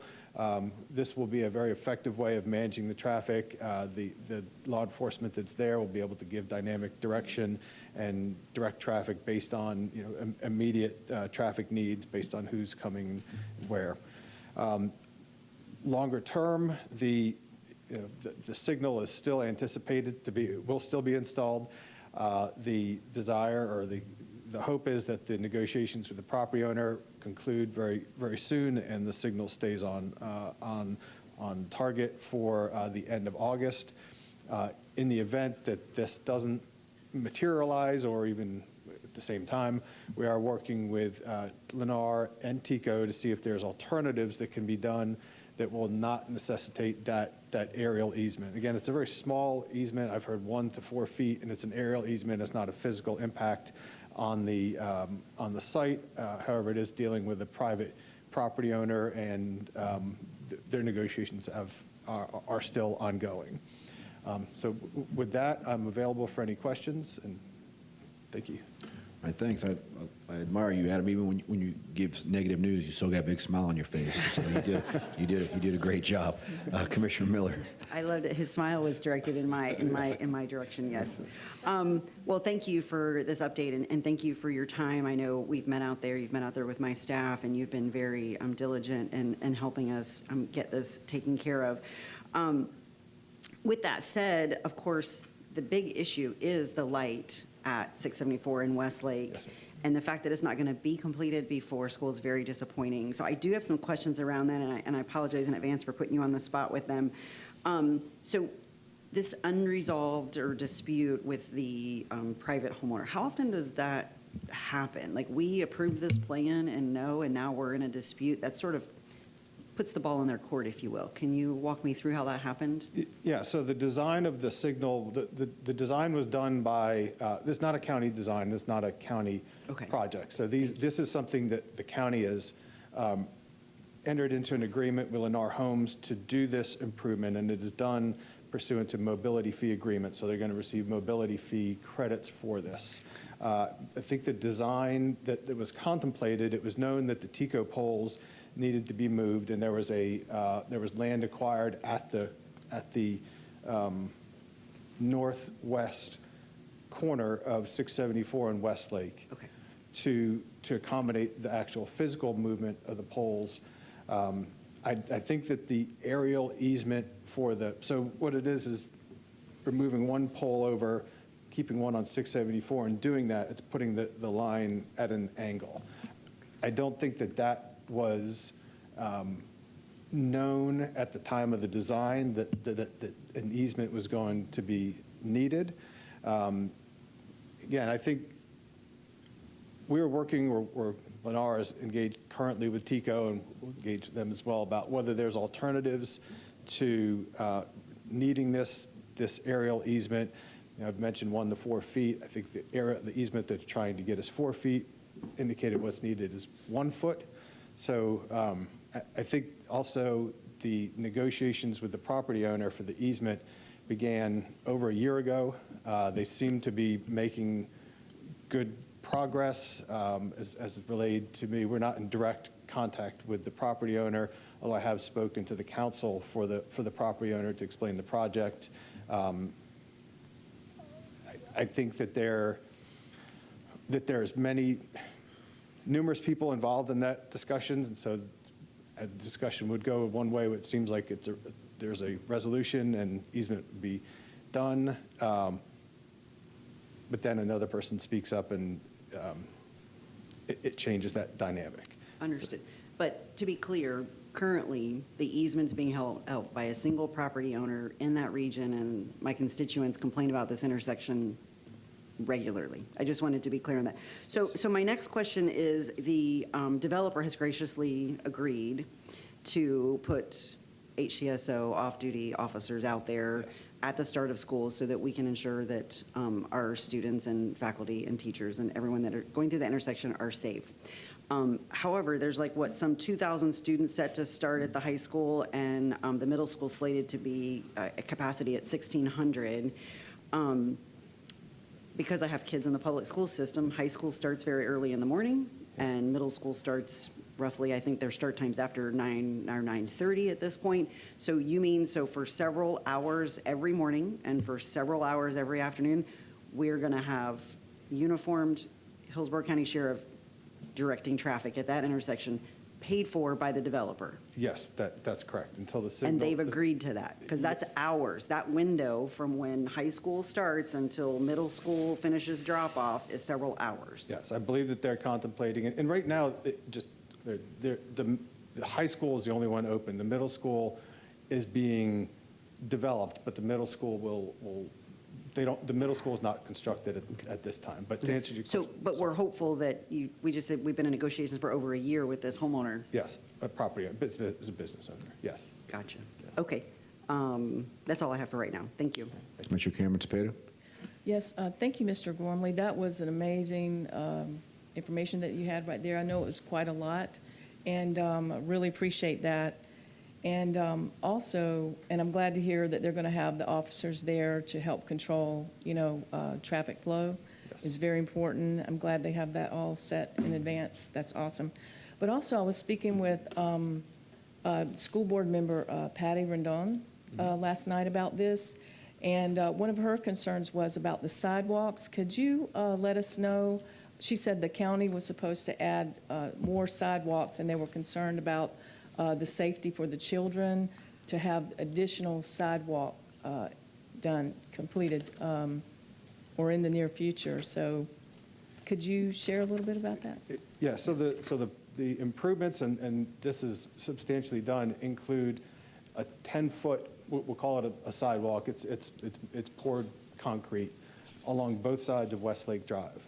And the idea with that was, instead of having bike lanes on Westlake Drive, we'd have a 10-foot trail, and that will allow both pedestrians and bicyclists to be off the travel lane going to the school. That sidewalk is substantially complete. It will be open by the time, it will be fully complete by the time school starts. We drove the site the other day, and there's a couple gaps here and there, but those are, there's driveways coming off of Westlake to properties, and with the road being elevated, it created a grade change that was still within tolerances, but the developer is working with those homeowners to try to level out that driveway connection to the extent they can. But it will be completed by the time school starts. Great news. Glad to hear that. Thank you very much.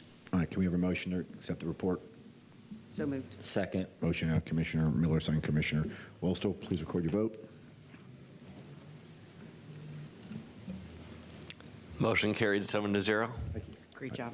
Body, want to do the consent agenda item? Thank you. We have item A35 that was removed by Commissioner Bowles. This is to select and authorize the negotiations for a 15-year agreement with the highest-ranked firm, Waste Management, for processing and marketing of collected single-stream program materials for Solid Waste Department. Scott Stromer is here for this item. Commissioner Bowles, do you want to make any comments? Or? Yes, and I'll do it with brevity. Yeah, my thought was pulling this. I didn't have the opportunity to. I wasn't part of the board, obviously, in '24. And I wasn't part of the board again when it came up in '25. And I believe that when it was put up for the BAFO, that it was done under the best intentions possible. You know, can we find additional revenue, or that it's going to come forward, that additional revenue was brought forward?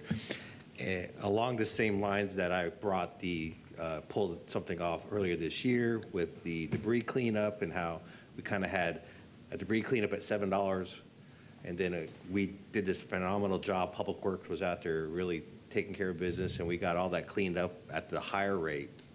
It made me wonder that seeing that there was a significant reduction from the 103 million down to 75 million, a 27% reduction in those dollars, that is this something that we really can do, or is this one of those bait and switch type deals? And I didn't think it was going to be the case. Digging into it, certainly see the opportunities that are presented there, knowing that after the 125,000 tons that we're going to get $4 off of every one of those that come outside of our jurisdiction. So I see that there are opportunities for that. I see that it wasn't necessarily to say that the particular bid there's something wrong with it. I just want to ensure that when we get to that point, that and I believe that's going to be the case, because we're going to take them at their word, that they're going to stay at that $75, that we don't have, I don't know, A1, if we go through there, I don't know how many change orders we see all the time. I've seen in here the 8th change order, the 12th change order, that doesn't seem to be the case, and that if we have that, we have a trap door that we can ensure that we have some coverage, not being bamboozled by any person that's putting an RFP before us. So that's the reason for it. It's just a significant reduction, and maybe gave me pause. Sure. I read the 548-page RFP, which is ridiculous, but I actually go through these things, and that was what caught my eye. Okay. And I would, Commissioner Wilson's next, but I would say I agree with you, and having been around for a long time and seen change order after change order, and many times sitting on this board, when we've approved a low bid for a firm, I've said there's no way they can perform this work at the price, and then 6 months later, sure enough, it happens. And if this were not a firm that and we are so familiar with and know their reputation and their strength, I would have concerns. But we were told that if we went out for best and final, that we'd save the county money, and lo and behold, that's the case. So I'm going to support the item, and Commissioner Wostel. Thank you, Mr. Chair. Mr. Stromer, I'll just ask you some very quick questions, and I think that what the chair just said is very sage advice. I'm not going to apologize for bringing forward changes in an item that potentially save the taxpayers $30 million if it's real. I'm containing my excitement because it seems kind of surreal at the moment. All we're doing today is giving you the authority to go and negotiate. So what I'm asking is for your reassurances is that, and I know that you did this during the questioning, but I'm just going to make it part of the public record and for my colleagues to hear, is that one, we're going to have some type of reassurance and safeguard in place that the scenarios that were just described don't end up catching us off guard in the future. And before you answer, I will say that in my interactions and from what I've seen is that both companies seem very reputable and committed to doing business here in Hillsborough County. And I believe that there's probably ample opportunity for both companies to do business in Hillsborough County. And I encourage and welcome them both to continue bidding on current and future projects. But the 25% reduction seems difficult to get there, and maybe they see a lot higher recycling revenue than was presented above the 500,000. One thing between the two that I will say for Waste Management is they guaranteed theirs. Balcones did not. So I want to make sure that we verify that there's going to be no shenanigans in 2 years, I'm told, is when this will actually go into work, and that it won't be, oh, well, you know, we did it by CPI, and then the PPI was higher, and now it's 15 or 20%, and we need to do that over the next 3 years, because we've had a recent scenario where we had a low bid for a long period of time. I think it was actually with solid waste collection, and then we had to get hit with some really hard increases. Two, I'd probably like to understand the question is how did we get such a reduction, and why couldn't they start at that point? If it was because of the new recycling revenue stream that we asked for staff to include, then that's fine. I would just like to see how they vetted those numbers out. So I will be supporting you entering negotiations. I'm just doing it with cautionary excitement of the current potential savings, because you know, I know that the chair has dealt with this on bidding out paving where the paving doesn't last, and this is a big number, and I just want to make sure that the community is fully protected. So if we can prove out that there won't be these change orders and that there are the ample protections in place. Now both, I was confused when I read it, but both have the same 6% CPI. Not one gave 3 and the other gave 6. They're both at 6. Okay, I thought Balcones was only at 3, which would have been more attractive. But so they're both at 6, so they're even there as well. So if you can just give us those reassurances in the process that there's some type of very clear, because what I don't want is you to go do this and then we come back and then it's more wasted time. But you feel like you have the capability to get us there? Yep, Scott Stormer Procurement Services. So the document's very clear. There's only 2 adjustments. There's a pre-commencement adjustment, which that takes into account kind of the construction period. Given this process, well, as part of negotiations, we'll probably be pretty tight on that. And then there's the annual CPI index, and it'll always go back to that $75. It's not going to be cumulative. So they did assert, they said they're going to meet that. As part of negotiations, we'll dig in just a little bit deeper into that to make sure that's the case. And when we bring that agreement back to the board, we've got to make that business case, and this is how we arrived, and yes, we do trust this offer, so that'll be up to us to bring it back to you. But yes, we will definitely bring it back to you. Okay, thank you. Commissioner Myers? Well, I'm not going to repeat everything. Scott, you know, we had a long conversation the other day. My concern is the same. It's already been addressed, of holding them to the $75 per ton, okay? Yes, ma'am. Going to make sure that comes back to us, that there's no increase throughout the life of the contract with the board. Yes, yes. And just talking about the cap again, so what Commissioner Westall was saying is the 6%. That is it's a maximum of a 6% increase on. I get that. It used to be 3%, but then after the pandemic, we saw that kind of, so we had to actually up that a little bit. So, but they are capped at that, and there's a formula. Remember, too, that the recycling revenue that's in the proposal, that's completely separate and apart. That is based on a series of indices, so that lives on its own. The guaranteed revenue from Waste Management, the $500,000 a year, we'll have some discussions about that. During the interviews, remember that we're indexing their rate. During the interviews, I did ask, I'd be very interested in also index that revenue. It doesn't seem very fair that you're going to index our fee, but then you're not going to index our revenue. So we'll have that discussion, and that may help smooth out some of those other issues. Commissioner Bowles? Yeah, and I'll wrap up. No one else on the queue. Again, I support this. There was a process, obviously, that if there was a problem with it, that the competing bidder could have protested or appealed it, or whatever the case is in this second round. We've been now, 2 years set from when we could have had this done or so, or about a year or so? About a year. Yeah, so I think we need to take care of it, get this done. My one stream barrel is always bigger and fuller than my garbage can, so I fully support recycling and these 2 very reputable companies taking care of business, and I'd like to see maybe a path forward for maybe doing something, where we can have both of them helping us out there. But thank you. Commissioner Myers, and then we're going to vote. 1 minute. Could you put something in place going forward so something like this doesn't happen again when a bidder has submitted the bid and the other bidder has the opportunity to see the price and then we say it's best and final? So can you bring something back to the board? Yeah, we're going to take a look at the terms and conditions. There may be a way when we do a BAFO, typically a BAFO is done before pricing, but if it is done after, there could be multiple rounds to kind of smooth that out. So we'll take a look at that, yeah, just so we can avoid any future problems. All right, so can we have a motion to approve 835? So moved. Motion, Commissioner Wostel. I'll second it. Second, Commissioner Miller. Please record your vote, 835.